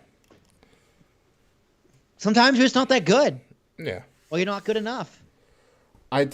She could have something here. It's going to be hard for them to do stuff. Luckily for them, they have a lot of moving targets to go for because it's one thing, like I said, AEW has over WWE, especially in the women's division, is they have multiple titles to fight for. Because I don't count the women's tag. And it's one of those things where it's hard, and I always harp back to this at least 1 or 2 times a month. It's hard to develop other talent when you don't have a mid-card and everybody's fighting for one major title. That one major title is held by like 3 or 4 people consistently. Yes, and you're never going to break number one. You're never going to break that a lot of the time. In WWE specifically, problem number 2 is I feel like the writing staff doesn't know how to tell stories that For don't women. involve a title for women. Yeah. Like they cannot. Like there is no Edge Finn Balor blood feud in a Hell in a Cell for the women that does not involve a title. I agree. The closest thing you got is Becky and Ronda. But even when we we as fans mention that match, we always say the words for the title. Yeah, because I was gonna say, I was like, oh, what about about Nia and Alexa Bliss? But that was also for a title. For the title. Yeah. Like they cannot. They don't, and I don't know why that is. That could probably be like, listen, they just need more female writers to kind of tell a story from a female's perspective. Which is funny because the I think the most prominent female writer that I knew about or that revealed herself after she got released was the one that wrote the Otis and Mandy love story, which is a great story, by the way. Which was for the time really, because he had the money in the bank. It was like, oh yeah, Ooh, my peach, yeah. It was wrestling just enough stupid. I mean, listen, Otis is doing great right now. Oh my god. I saw it. I saw the picture. I saw the picture, and I was like, "Oh yeah, this is it. This is the Otis we know and love." The best part is that Chad couldn't find him, so he went around all of Raw with missing Otis, and then that's really funny. And then they found him doing a photo shoot. Amazing. Yeah. I mean, but yeah, I do agree that I think WWE needs more female writers. Can you name one women's feud without the title? Without the title, that was like memorable and like, oh shit, I really want to see that. The only one that comes to mind, and this one still has an asterisk to it. The only one that comes to mind was NXT Charlotte versus Natty, but that still had Rick and Bret Hart involved. And that led to the first title. Oh, fuck, yeah, that was a... yeah. So, yes, I see your point, but the finish line was a surprise. You're getting a title. Yeah. So, WWE knew that. We just didn't know that. Yeah, fuck, I totally forgot about that. That is almost a really good pick. Yeah. You're right. I can't really name one off the top of my head. But if you want really good women's feuds, you can name like Becky, Sasha Bailey forever. But they a lot of those times they had titles involved. But Sasha Charlotte, all of them had a title involved. That was title back and forth for like a whole fall. Yeah. So they just don't have them. And I'm normally not the whole diversity person for the sake of diversity, but in this instance, it's like, it's hard for me to write. It would be hard for me to write for women. I'm kind of a writer. Like it is something hard. But when it comes to art, I think diversity is very, very important. Yeah, because artists look at different perspectives and different backgrounds and stuff. Yeah. And yeah, I think they need more female writers across the board, even in AEW. Across the board, needs to be more females writing for wrestling, and there's females who do fan fiction for wrestling. Some of it's a lot of smut, but some of it is actually. Some of it's really good. Almost all of it is smut, and you know what? I'm here for it. Some of it is really good. I'm glad people like it. I'm glad they write it. Like, obviously, it's going to be smut. Like, I expect it to be smut. I don't mean that as a dig. I mean that as, like, duh. But some of it is really good. It's still writing. It's still writing. You think WWE's on playing smut in their time. Like, fucking corpse. Yeah. So we'll see what happens with that, and I'll be following this line to see how much NWO will go. I really hope they start like making like their own logo that's like NWOS and just start spray painting it on people. I don't know what they would call themselves, but who knows? Moving on to AEW, Ricky Starks has a pretty good feud, which is going to lead to Forbidden Door because Juice Robinson showed up and laid him out. Juice. Oh, that's Moose. No, that's Moose. Which one? That's Juice. I don't know why, dude. I did this with Kenny Omega too. I always think Juice Robinson's black. He is. I think it's mixed. I don't know why, but when I know a name, when I know a wrestler's name from like Japan or on the Indies, but don't know what they look like, I just assume they kind of look like Kenny King. All right, so you know he wasn't always Juice Robinson. He was in NXT and he was the environmentalist. No, that was him. Who? He was him. We met him at in New Orleans really quickly. We did? Yeah. It was before he became, like, essentially the Velveteen Dream of Japan. But what was his name initially when he was in NXT? He's also a member of the Bullet Club. You know, that faction that no one cares about anymore after Kenny and I know that. I know who he is, kind of. I just don't know what he looks like. Oh, he's CJ Parker. I just assumed he. Oh, that's who he was. Yeah, and his wife is Tony Storm. Oh, good for him. Yeah, they got married last year. But yeah, it's CJ. Yeah. It's CJ Parker. Okay. Yeah, CJ Parker. He reinvented himself after getting released from NXT. Went on to become Juice Robinson, the Velveteen Dream of Japan, essentially. Yeah, I just assumed he looked like some version of Kenny King. Well, when you remembered seeing him, he had dreads. Yeah, no. When you say CJ Parker, I remember the dreads. Yeah, he had dreads. Yeah. So now I think he's a mixed kid. I totally believe he's a mixed kid. But he's a member of Bullet Club because that's apparently still a thing, even though Bullet Club is dead. But he is still a prominent name on the indies, and with Forbidden Door coming up, this is a perfect thing for Ricky Starks. Ricky Starks is a fucking star. I'll put it that way. He is a fucking star. I'm sold on Ricky Starks. So I really am. I mean, William Regal's right for trying to chase him down wherever he went. So it is fucking great. Juice Robinson, motherfucker. Yeah. His name's Juice. Come on, give me a break here. Listen. Come on. Isn't there a guy in the Jets named Juice? No, there's not.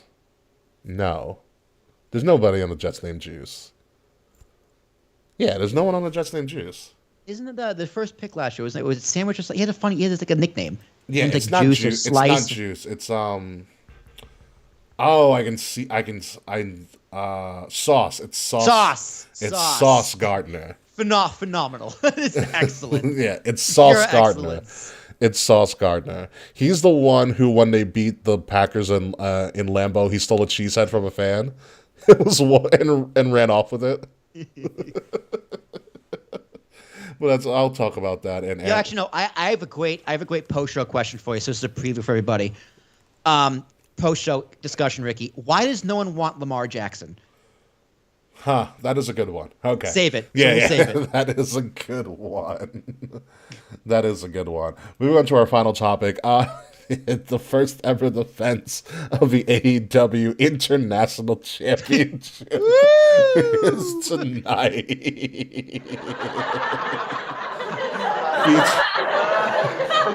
And it featured current All-Atlantic champion Orange Cassidy. This is bullshit, man! Versus Jeff Jarrett. I hate everything about this graphic. Like, why are the American flags there? There's more than one. America's not even a continent. Oh my god! What's this title called? It's the international title because, as Tony Khan International title. as Tony Khan so yeah, said, they only have one country mentioned in the graphic.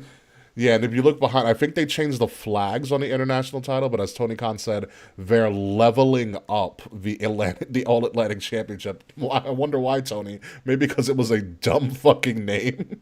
And they were booing Rey Mysterio. Who boos Rey Mysterio? Oh my god! So apparently, Orange Cassidy won at the time of this recording, and he beat Jeff Thank Jarrett. God. Talk about juice. It's the orange punch. It's true. I forgot his finish is the Orange Punch. Which, first of all, they should have called it the Baja Blast. That's the first mistake. The Orange Punch is better. Baja. There's no orange in Baja. I know, but still, it would have been hilarious. You know what Orange Cassidy would have said to that? So, that's it. Issue over. Yeah, I mean, you got to do something with this title because Orange Cassidy's not doing anything but just holding this literally in like a fucking backpack. Yeah, I still want his T-shirt of him on his own T-shirt. That is a great T-shirt he had on the Indies. It's such a great T. I gotta go find it. Let me go find it. That is a great Orange Cassidy T-shirt. But the international title is now a thing. The rest in peace, the All Atlantic Championship. In a couple of months, this will change. So, what is going to be? Here's my question to end up the show. What is going to be the new name of the International Championship in 3 months' time? Oh, the Continental Champion. The Outer Continental. The Outer Continental No, Champion. the Outer. O-U-T-E-R. The Outer The Outer Continental. I'm going to go with the Denny's Continental Championship. The Denny's Continental Championship. Yeah. Cocaine Stain. The Cocaine Stain title. the Khan. Call it The Khan. The Khan. The Wrath of Khan, dude. The Wrath of Khan. The Khan Championship. Oh my god. Here's a shit. It's such a waste of a nice looking title too. Like AEW really did figure out like their designs for their titles, and they look fantastic. There's just too many of them. The Orange Cassidy yearbook photo shirt is also pretty funny. Is it really? It's just him with his shades and a yearbook photo with his denim jacket in black and white. It really is. It's like, do I really want to wear the shirt with some dude on my chest? Like, it's kind of weird. The answer is absolutely yes, you do. But it's a phenomenal shirt. Absolutely, It's such a good shirt. The answer is yes, you do. So the AEW International title, which will soon become, they should just call it like, I don't even know. It should come up with a new title name every 3 months, just to keep people guessing. Oh no, It should be a running shtick. it absolutely should not. Listen, this is a better named title than the titles after television stations. Okay, let's just put it that way. It's definitely an upgrade. They upgraded the wrong title. Yeah. Like, my God, if they called themselves the TNT Champions but are no longer on TNT. It's just so fucking funny. So fucking funny. But the AEW South American title. Good one, Frets. I love it. The South American title. And still have the flag of Japan on it for no fucking reason. The All Pacific title. You're just naming regions of the world, Frets. The Antarctic title. He has to cross-check penguins. Just put penguins instead of flags on the title. Does the sound penguins make? I think so. Who knows? Oh, this is a ridiculous T-shirt. That's What? really funny though. I don't even know how to describe it. Send it to me. Send me a link or something. There's kind of boobies on it. Kind of boobies on it. Kind of boobies. Kind of boobies. That's a great way to end the show. Kind of boobies on this, which is great. Anywho, folks, that's all we have. Perfect. The all immigration title. Good one, Taquan. I think we have a winner. Oh Jesus! The all immigration. I put it in the cord. The all immigration title. Everyone's gonna be really confused as to why. Kind of boobies is on there. Yeah. They're like, what the fuck is this? Oh, all my friends are playing Putt Party. Well, oh my, hold on. These guys are going. Oh, did Statlander come back, Frets? I don't know. Our Discord has been popping off this entire time, so I need to catch up on this when I come back. I had to close it because the beeps were getting a little annoying. Yeah, I have to And I catch up on that. didn't know if they were coming through on the recording. No, they were. I did not hear anything at all. So you're good to go. Anyway, let's get the fuck out of it. Let's go to the post show. We can talk about Lamar Jackson there. All right. Oh yeah. Also, Okay. we're not. I'm going to be not really being a solo act next week. Just heads up. Will's not going to be here next week. Yeah, I'm not here next week. Sorry. Yeah, but I do have a special guest, and let me tell you, they enjoy John Moxley, and they might also be from Cincinnati. Those are your hints, and that's the only hint you're It's going to the get. bronze kneecap. Oh my god, that's what I'm calling it next week. I'm calling it the bronze kneecap. Bronze kneecap. Okay. No one's going to have an idea why it's going to be that, but it's going to be great. Holy shit. Ladies and gentlemen, you have been listening to Kings of the Rings podcast, episode number 332, The Ides, because lo and behold, it's the Ides of March for all you people that ever read Shakespeare and the play of Julius Caesar. I am your host, not Julius Caesar. Good, because I didn't get backstabbed by my friends, although that's what that's right, that's the lie, but I'm going to tell you right now. I have been your host, King Ricky Rose. You can formally find me, because I'm no longer there, or not no longer, I'm temporarily on hold from social media. Still? At Ambassador Biggs, B-I-G-Z Ambassador Grow up, Ricky. Biggs. Grow up, Ricky. I am not growing up. I am a Toys R Us kid. Find Kings of the Rings podcast at KOTR_podcast. Like, share, subscribe across all social media outlets. If you're listening to us, please make sure you're listening to us by subscribing to Wrestle Addict Radio, the cure for the common wrestling podcast, and follow Wrestle Addict Radio at Addict_Wrestle on Twitter and Wrestle Addict Radio everywhere else on social media. The links to all of our stuff are in the description below, and if you're listening to us on Spotify, please make sure to interact with our polls and our questions for all of our episodes. Will Tarashak, who's going to be taking a break finally from the show next week. How are you? I'm sure I could swing it. It's only Jazz's birthday. We'll see what happens. I'll swoon her. I'll swoon her this week and see what happens. I'm glad you finally learned what swoon means. Yeah, well, we had to go over it early in the show. But my name is Will Tarashik. T is in Thomas, A-R-A-S-H. I don't know if you guys heard this or not, but banks aren't real and money is all fake. So we talked about that on the Talking Cash podcast this week. I had chief strategist from an Interactive Brokers, Steve Sosnick, on the podcast to explain exactly what happened with Silicon Valley Bank. And a lot of the response is going to be interesting and a lot of uncharted waters. So that's going to be fun. Yeah. Yay! Enjoy all that. Yay, oh, and also, money. I crossed 100,000 views on YouTube, so that's pretty cool. Yeah, Thank you, nice, everybody. nice. We crossed 5,000 downloads the other week, which is good for us. Yay, good for us. We're getting somewhere. Oh my God, Charles just wins. AEW's new title will be called the Snick Championship. And on that note, folks, we are gonna get out of here. Wait, I don't get it. Snick? Oh my God. You are so young. Anywho, we are going to get out of here. I'll explain to Will what Snick is on the post show as he takes a little bit of a vacation. But I'll be back next week with a very special guest host from Cincinnati. So until then, goodbye, good night. I will see you next week. Will won't. And Hey, you want to talk about 8 inches? Hey, yo, hey, yo. Yeah, and fuck you, Slack.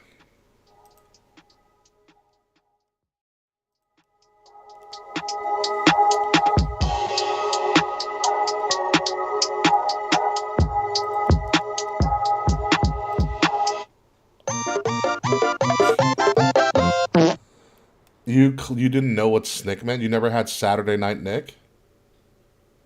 I never watched Nick on Saturday nights. It was always like, fuck. It was like live action. I didn't like it. You never watched? Oh, wow. You missed. Snick had All That, Are You Afraid of the Dark? It was like TGI Fridays, but before TGI Fridays was the thing. Right, it had the Cosbys? And like, No, it did not have it did not have the Cosbys. Was it Lopez? Nope, it did not have the Lopez either. Saturday Night Nick or Snick had like All That, Are You Afraid of the Dark? Prometheus and Bob were a thing because they were on Kablam.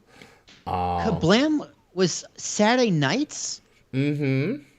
I know Kablam. I know the Caveman and Bob. The Prometheus and Bob. Prometheus and Bob. I know those. I know what they are. They originated on Snick, yes. Okay. Action League Now. Action League Now, yes. I love Action League Now. I was talking about them the other day. It's Action League Now.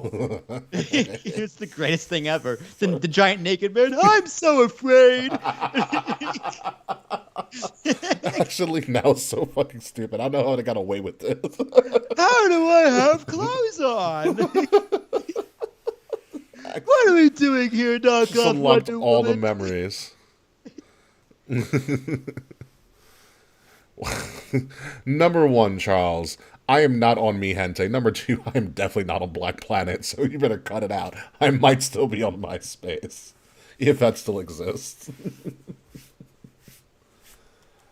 Oh, Jesus Christ. All right, so you had a question, Will, about, what was it? How come no one wants Lamar Jackson? How come no one wants Lamar Jackson? Because they're idiots. The Jets are like, hey, we want Aaron Rodgers while Lamar Jackson is out there.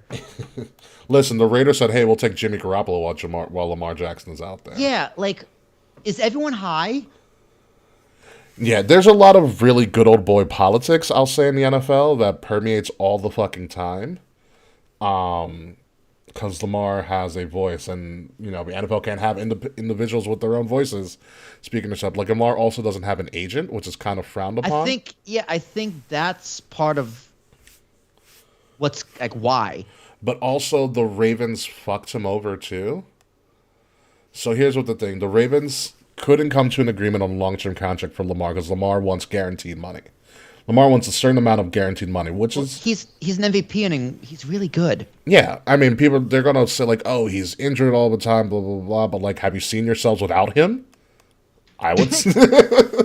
Like, have you seen, like, the Jets haven't had a healthy quarterback since Brett Favre. Well, they... yeah. And their best quarterback since then was banging somebody else's mom, and then... And he wasn't even that good. He wasn't that good! Yeah. Yeah, so the thing with I think there's a lot of, like I said, good old boy politics in the NFL, which is really fucking annoying. It's the fact that Lamar's clearly doing the same thing that Aaron Judge did. He's betting on himself. Yeah, but no one's biting. Which is weird, but here's what fucked him. Besides the whole agent thing, Because sometimes it's hard to negotiate if you've never negotiated before. Because like Jeter talked about this in his documentary. He was like, it's the first time that I ever heard from people like Cashman that I wasn't that good. Yeah. It didn't deserve all money. And Cashman was lying because he wanted to save money, you know.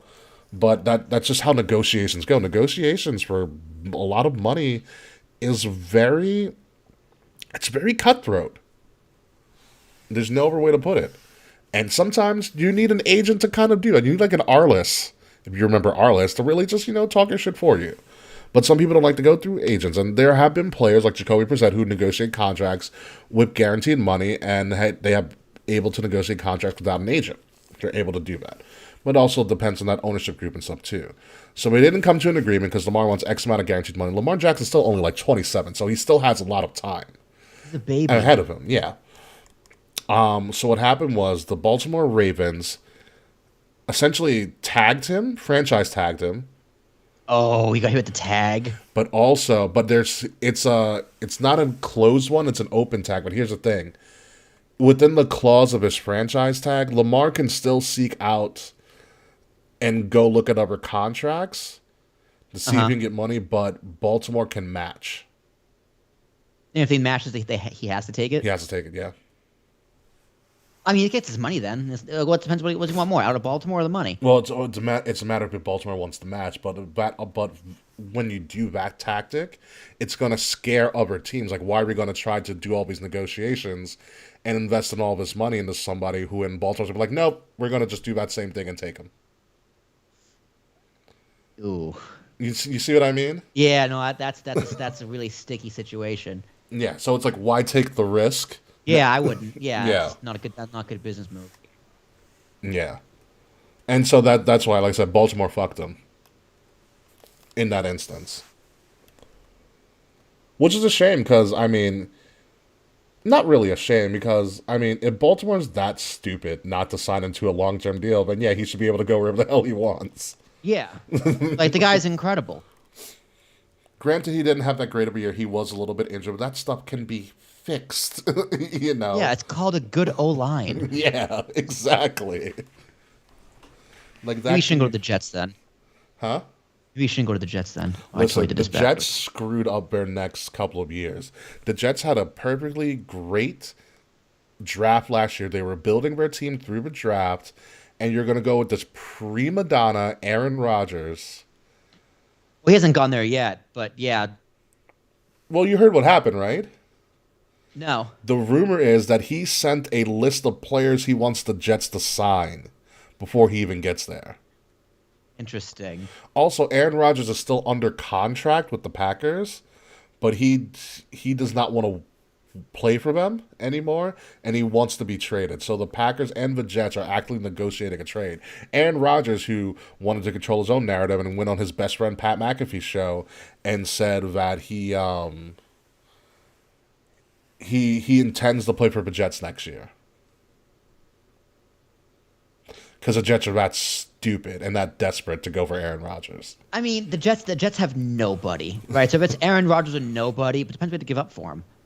That's also that's the if thing. If you're giving up a first-round pick, you are beyond stupid. Aaron Rodgers is owed like $50 million. He's like $32 million in cap space this year, this upcoming year alone. That's so aggressive. Yeah. Well, what number is this? 332. 332, yeah. Yeah, I'm missing 333. That's a bummer. Yeah, you are missing 333, which is going to be called the bronze kneecap. So it's so fucking funny. So that's interesting. Yeah, I would sign Lamar immediately. But yeah, that does sound a little more sticky because that makes sense. The franchise tag, that's a tough one. There's also a lot of coaches who this is a kind of a sports problem from time to time. There's a lot of coaches who feel like they are like world-renowned coaches or very highly respected coaches that only know how to coach one way. Like they have their system and they're going to go after players that fit that system. Yeah, it makes sense. It makes sense. So it's a bias. It's a little bit of a bias. And unfortunately for Lamar is one of those athletes and one of those players, but doesn't really fit those traditional systems. Mm. And so a lot of those people have a difficult time really trying to change their system, or they even have a difficult time changing it, or they don't want to change their system. They're like, oh no, you have to fit to me.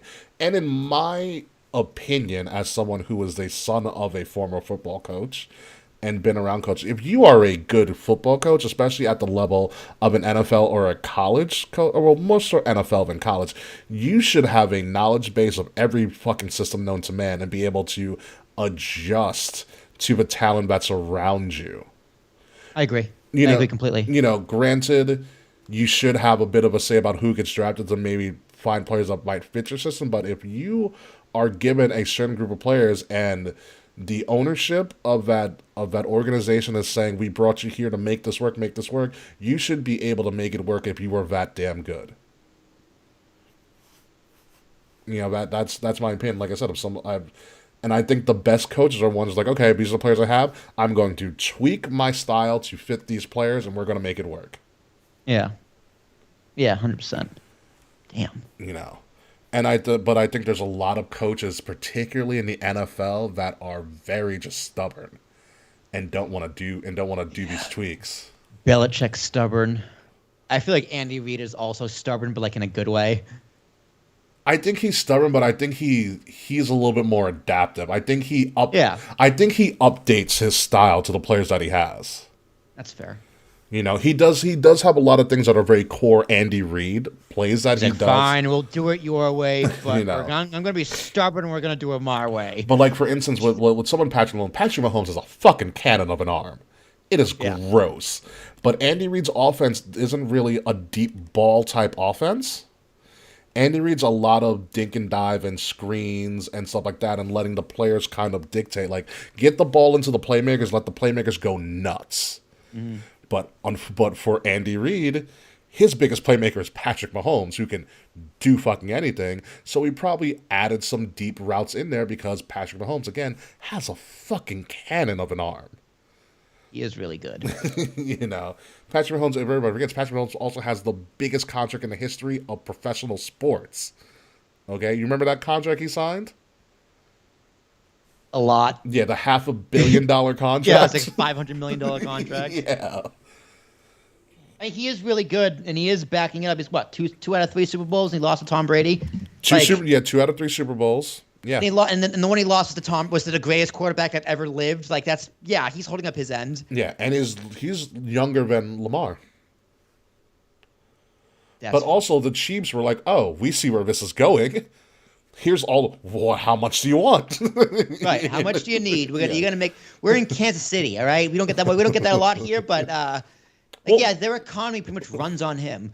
Well, yeah, but he also got smart too. He invested also in the Royals. The Royals? Oh, the baseball team. Mm-hmm. He has ownership in the Royals now. Again, smart kid. It's a lot of money in owning a sports team. He's not a majority owner, clearly. No, of course not. No, but still, he's got a piece. But still, that's a smart investment. He doesn't have to do anything. Exactly. He doesn't. The team doesn't have to be good. He gets paid. Exactly. This Liv Morgan story was so funny, by the way. Oh yeah, I forgot about that. She didn't even know she was going viral either. No, she had no idea. Did you want to know the real story behind it? Because she talked about it on the bump. Oh, I saw the clip on the bump. I was like, bitch, you're lying. She's like, oh my God, I love him. He's like, he works for the live events. He was explaining something to me. I totally wasn't paying attention. It's like, clearly, Liv, you had no idea what was going on. You were at a Knick game on Celebrity Row. How did you not know the cameras were on you? Yeah.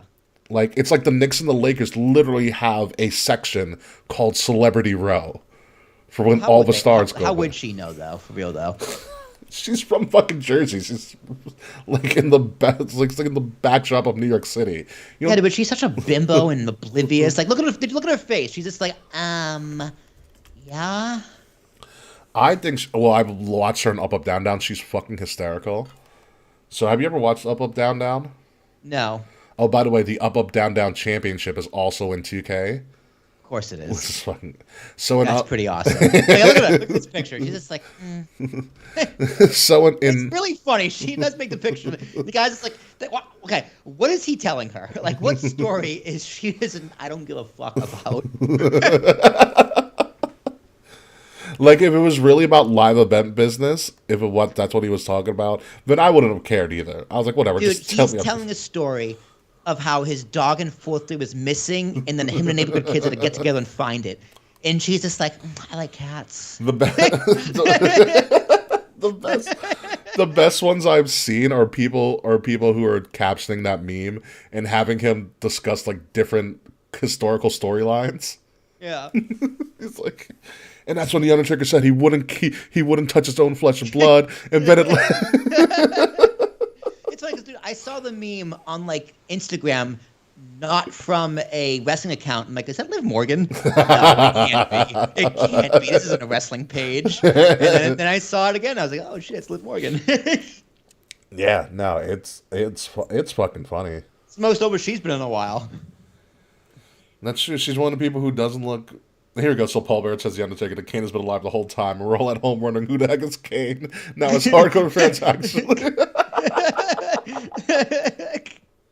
That's what a bad blood in the first ever. That's really funny. That's really funny. There was another one where someone was explaining the history of the NWO in that line. It's so good, but no, on Up Up Down, on Up Up Down Down, every WWE superstar has a gaming nickname that they go by. So like so like AJ Styles is known as Pop, aka the Prince of Phenomenal. I like that. Who is it? What did Becky? Oh, Becky Lynch was Soulless Senpai. Liv Morgan's is Young Saliva. That is excellent. It fits her perfectly. It was Young Saliva, and at one point she changed it to Daddy. That is also not surprising. Yeah, the names are fucking great. There is one, so there's one Up Up Down Down, because they have like Fight Fridays where they all play Tekken against each other. So they brought in like a professional Tekken gamer, and he beat everybody in that room like twice over before somebody even got like a round in. And the best part about this, because Xavier Woods has the hookup now, he gets people to mod the Tekken characters. So he has all of the wrestlers modded into the game of Tekken. Oh, word? Yeah. So it's really funny. This Tekken gamer is so good. He essentially, I think he played Jimmy the first round. And they modded The Rock into the game. And so the Tekken gamer played as The Rock. And he beat Jimmy. He KO'd Jimmy by hitting a rock bottom on him. It was fucking nuts. Young Saliva, a.k.a. Daddy. Alright, what is going on in this world? I don't care if you grew up poor. She lived Do you really want to know what's going on in the real world? I mean, not necessarily. Let's see. Well, March Madness is happening tomorrow. The real world's pretty nuts right now, man. Like, where do we begin? I literally just focus on NCAA basketball, which I haven't been following lately. Ugh. If you watch that January 6th footage on mute that Tucker reported, that was pretty fucking wild. Just ignore Tucker because he's just not saying anything I have followed. worth talking about. I have followed the I have that edited ass footage. The cops are showing him around. Like, you can't just edit that. That's just a fact. The cops were just walking him around and letting him in letting him in rooms. Mm-hmm. No, but did he edit out all the violence? Oh, of course. Yeah. I mean, both things can be true at the same time. Yeah, no, both things can be true at the same time. Neither of them are good, by the way.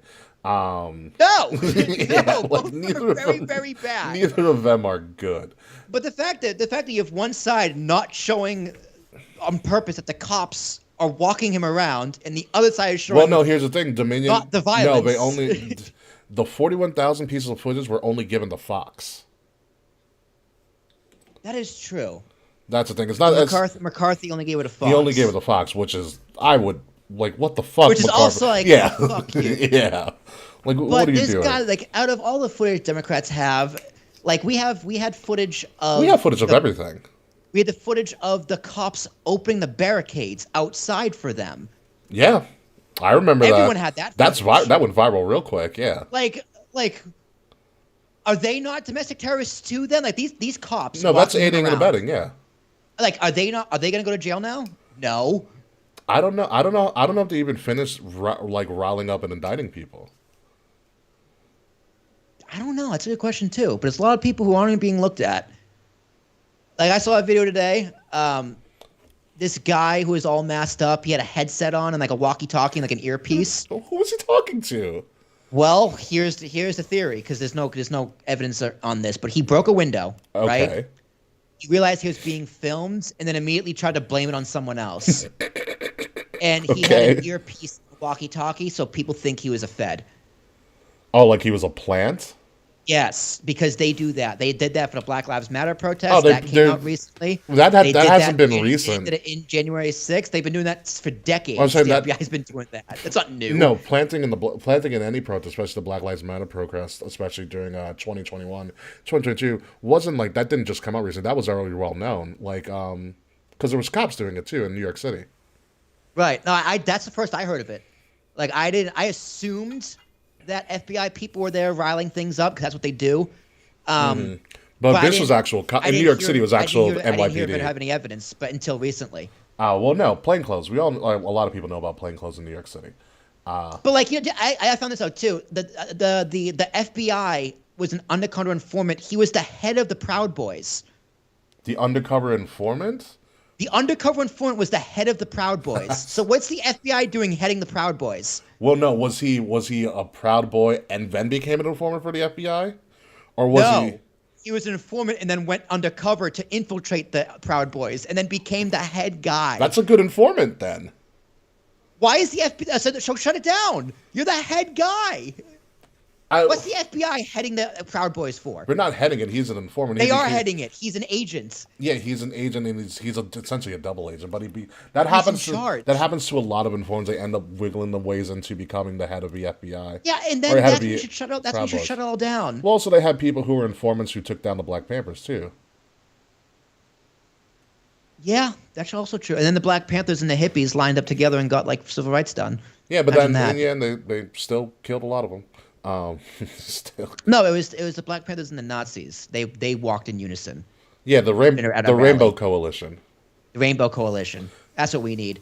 We do need another Rainbow Coalition. I do agree. We need all the gun-loving, Trump-crazy people and all the socialists to hold hands and hug and really march on the Capitol. Well, no, because you saw Judas and the Black Messiah. Yeah, I still hate that Seth Rollins takes that line. Yeah, I remember I was talking about that. Like, yeah, I do get like, oh, it's kind of a stretch, Seth. Like, Seth, don't pretend you made this up. You just saw a movie. He was like, I like this. It's like, next you're gonna be like, I'm a revolutionary. I am this. Live long and revolutionary. Yeah, no, but my favorite part is when he like freely walks into not really they're not really white supremacists. They were poor whites. They weren't the Klan. No, that's what it was. It was the Klan and the Black Panthers. They were like together. Also Nazis. It was a lot of them together. It was a Hispanic organization too, but they weren't really. They were just like poor whites essentially. Yeah, and he was like, listen, he's like, they're fucking both of us, dude. Like, yeah, get into like we don't have a beef with you. Like, we understand your shit. We just don't want to fuck with you. But like, listen, we're in the same boat together. like if you think about it, the same things are happening to us. We can't fight each other because that's what they want. Yeah, and you can tell because of how the January 6th footage is covered and not covered, and how sides are clearly drawn in the sand, and a lot of it's just bullshit, just for show anyway. Like, people should go to jail, right? That Cuban shaman probably should be in jail for 4 years. I mean, I'd be very angry if I was his lawyer right now. But, like, it's ridiculous. Yeah, no, it's great. It's obvious. Like I said, it's very obvious. That's why I watch sports. True. That's the reason I watch sports. Sports and video games. That's all I do. You do it the right way, man. I'm not gonna lie. Listen, there are things that I realize that are just sometimes out of my control. So I try not to worry about things that are out of my control. That's why it's weird. Like, obviously I'm in New Jersey, you're in New York. It's very, very, very liberal. And people Here get is in our region, it's very liberal. Upstate New York, Right. completely different world. completely different, Yeah. and like Eastern Long Island also very different. Yeah, But you know, I'm out the there. people were like, I bet you know people who are just genuinely upset of some random law in Tennessee or some random law in Florida or some random law in Oklahoma. It's like, bro, it's a state law and you live in New York. Like, It's. I understand being upset about it, but like, you're really upset about it. I mean, to It the goes, point where it goes the same thing again. Like, I bet people in Florida know people in Florida who are like, why are you so upset about a New York law or a California law or a Portland, Oregon law? Mm-hmm. It has nothing to do with you. Very true. In some circumstances, yeah. Yeah, You no, can it's good to be insert that caveat. It's good to be aware of some shit, You gotta be especially. aware, but like, don't let it ruin your day. Like, Yeah. I don't give a fuck what laws Pennsylvania pass. Guess what? I don't live in Pennsylvania. Give me another reason not to move to Pennsylvania. I don't need that many more. But We drove through it. That's reason enough. yeah, I've been there, done that. It's reason enough. Yeah, no, but I mean, it's things that you should be aware of if the time comes. I mean, I'm also somebody who's like a harbinger of just like random knowledge because I just like that shit. So Yeah. it's good to I know, like- but it's I like also knowing it's also things. good to like also kind of. I also learn. I know that I cope with like humor all the time. Humor and sarcasm is kind of my jam. You know, and so you got to kind of find a way to make light of stuff. That's why I listen to like the Titus podcast. Like he jokes about all this stuff. But they also, go through facts and stuff like that. But it's also Do you like Charlemagne? yes and no. I think he does have good points. Sometimes I feel like he gets on his soapbox a little bit too much. I know what you mean. But I like there are times I'm like, okay, he's really good. Like I think he's going somewhere. I think it's a good point. And other times it's like, I think you might be a little bit too much here. I think you're essentially pontificating too much. Like I think you're going a little overboard because I feel the same way about most of the people I follow about like pop culture and societal like commentary. Including Joe Rogan. I call Charlemagne the Black Joe Rogan. I don't think he's that. And that's a big. compliment too. He's not that big, Yeah. but Charlemagne, in terms of like that kind of like people love Charlemagne, Yeah. and he has a very loyal following, and he's very good at what he does, and he has very good points. But sometimes you're just like, right? But that's how you should be with everybody. Like I love Joe Rogan; he's my guru, and a lot of things I'm like, yeah, he makes a lot of sense. And other things kind of just go, Yeah, I mean, it helps Called Charlemagne. nuance. Yeah, it helps Charlemagne a lot because he was on Hot 90. I'm not hot. He's on the one of the biggest radio stations in New York, let alone the nation, because they're fucking syndicated. that's where he comes from. He comes from New York. Charlemagne the God. Yep. He is a New Yorker, straight through. Yeah. I'm a fan of Charlemagne. I'm a big fan of Charlemagne. When I used to listen to the radio on my way to work, when I used to drive into work. Thank God I don't do that anymore. He used to have a segment called Donkey of the Day, where he talked about the dumbest news that he heard from like the day before. Oh, we had hilarious headlines in at Hofstra. Oh, really?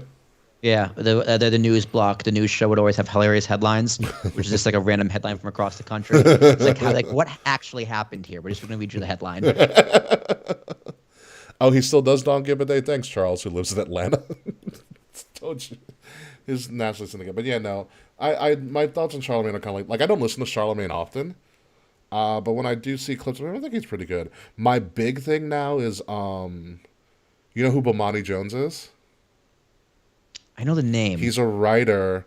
He got big because he did like part. Was he on the Daily Show? No, he was recently.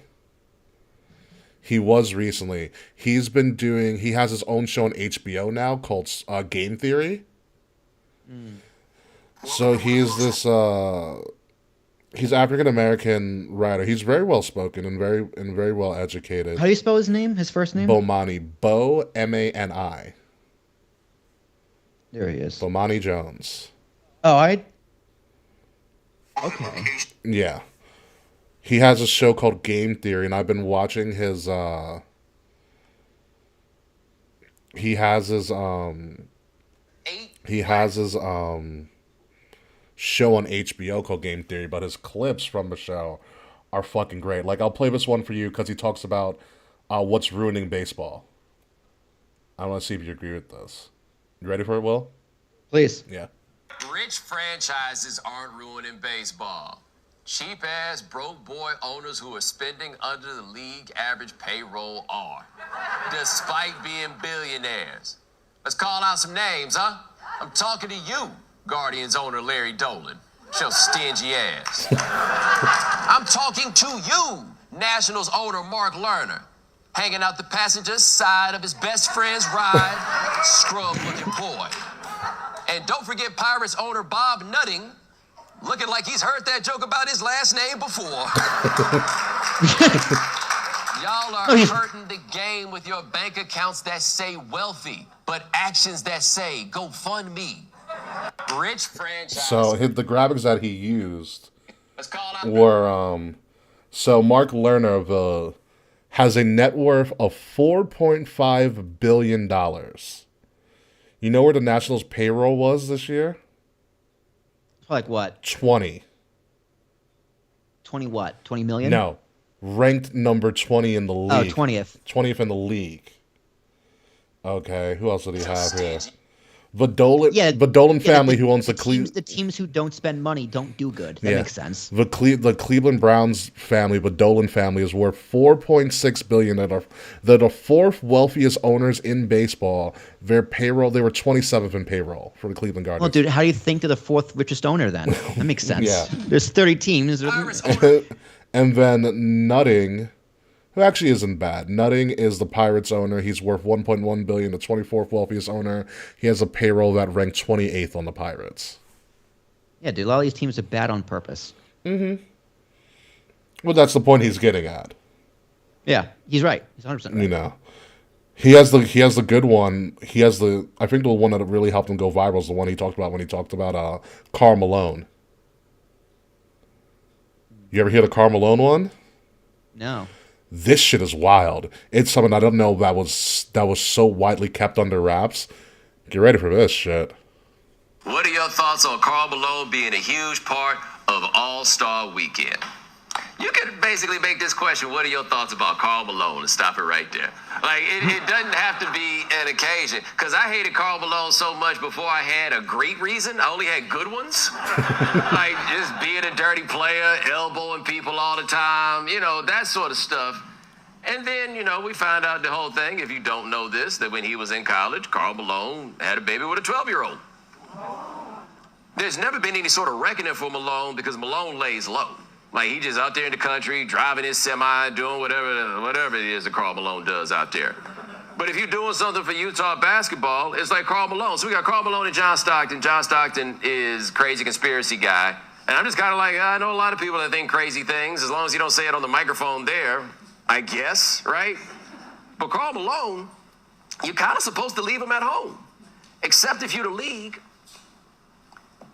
I heard a lot of y'all when I told y'all those details and you'd never heard them before. All right? And so why is Karl Malone not there? Then you make this more a story. And so I would imagine that there's a very cynical outlook on how to play it. So I never want to see Karl Malone ever, all time, any other point. But he's going to be there, and it's going to be wild uncomfortable for a lot of people. And then tomorrow we're going to forget it ever happened. Yeah, that news I did not know about until like this year. That's aggressive. Yeah, and apparently it was also, he's one of the reasons that the Lakers weren't that good. Remember when the Lakers had like Malone and Peyton and Shaq and Kobe? Mm-hmm. And like apparently Karl Malone was like openly, actively trying to sleep with Kobe's wife.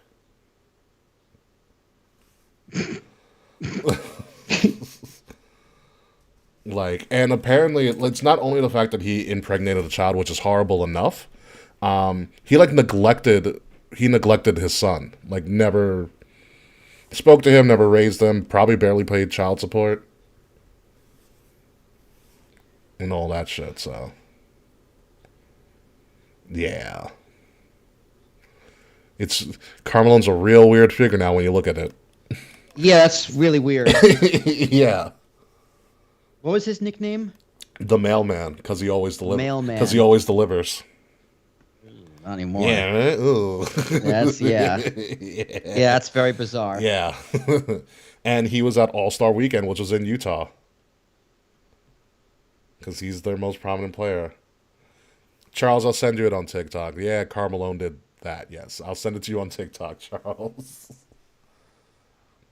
So yeah, I need to watch this show Game Theory, but he comes up with a lot of interesting stuff about that because there's a lot of stuff I feel like he wasn't able to say when he was like a partner on ESPN. You know what I mean? Where he's just like, ESPN doesn't allow you to get too crazy. Where he's like, I'm on HBO, I can say whatever the fuck I want. Yeah, he's like, at this point, I'm invincible. I'm bulletproof. Yeah. If I got away with this, I can say fuck on TV all I want. Oh, he does. All right, to bring it all together, he actually has some Lamar Jackson commentary. Oh, please. Yeah, he has his two. One. Let's end there. Yeah, it goes. There's Lamar Jackson versus Aaron Rodgers, and the Ravens are stupid for not re-signing Lamar Jackson. Let's do Lamar versus Aaron Rodgers. This is a good one, I think, if I remember correctly. Aaron Rodgers about to get 60. Yo, and I'm so damn happy he gonna get 60. Yo, this is the thing that gets me about Aaron Rodgers, and it's in the context of Lamar Jackson, because something I think people need to understand. They put that franchise tag on him, non-exclusive, which means that they would pay him $32 million for this year, when Daniel Jones just got 40 for this year. That dude ain't coming to play for that 32, right? That's not happening. For all this talk we had about the Jets, and hey, will the Jets go get Aaron Rodgers? I got another question. Don't you want to go see about this Lamar Jackson guy that's down there? You got a chance at, hey, pay Aaron Rodgers some $50 million for 1 year. Hope you get a good 1 year, right? Because they had the Brett Favre thing before. You saw how that went. Exactly. No. I'd be trying to knock down Lamar's door, except we had 5 teams who immediately wanted to tell the world, nah, we don't want Lamar Jackson, which to me feels like leaking to the media, we want to be sorry. Aaron Rodgers. That's really good. Leaking to the media, we want to be sorry.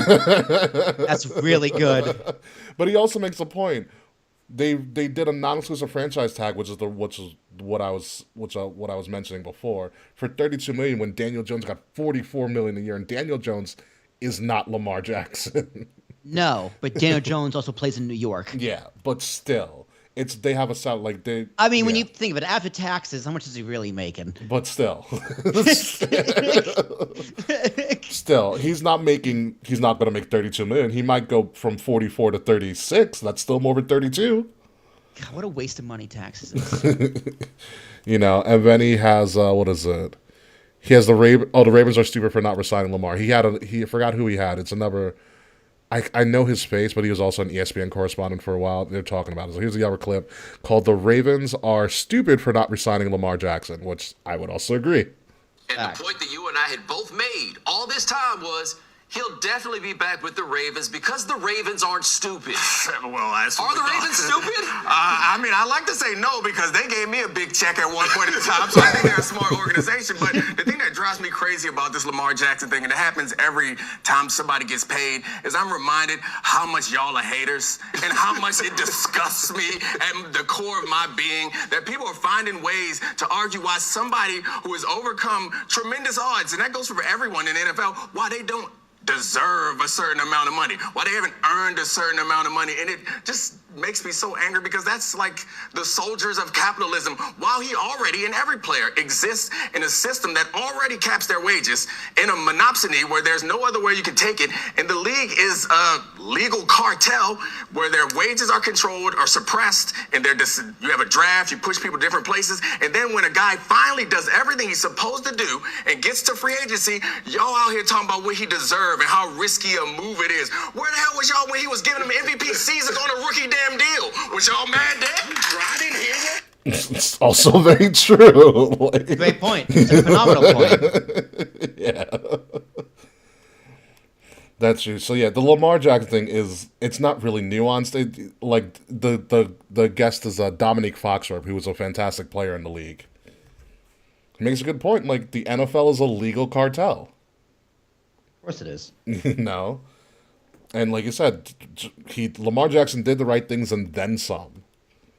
And now he can't get his money. Because remember, this is his rookie deal that came to an end. That's nuts. Yeah.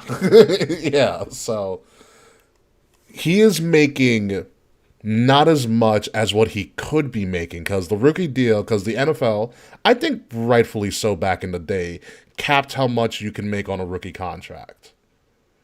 Which I think was smart, because I don't know if you remember, back when, like, you remember Sam Bradford, that quarterback? Mm-hmm. Vaguely. Yeah, he was the number 1 draft pick coming out of Oklahoma. He made, like, was like $100-something million just for getting fucking drafted. Okay? Like, stupid money.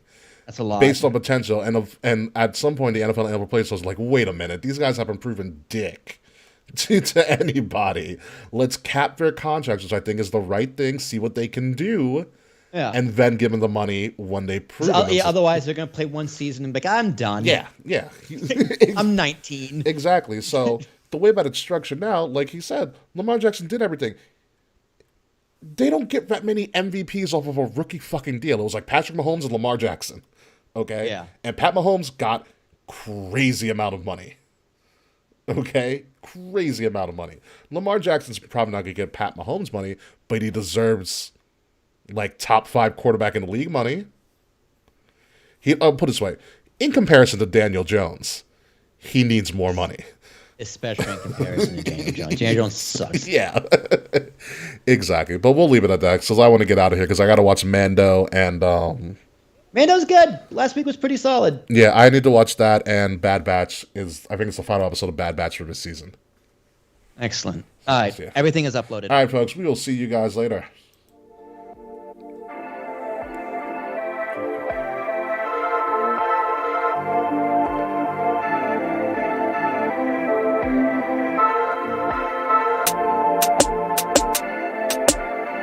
Midnight music.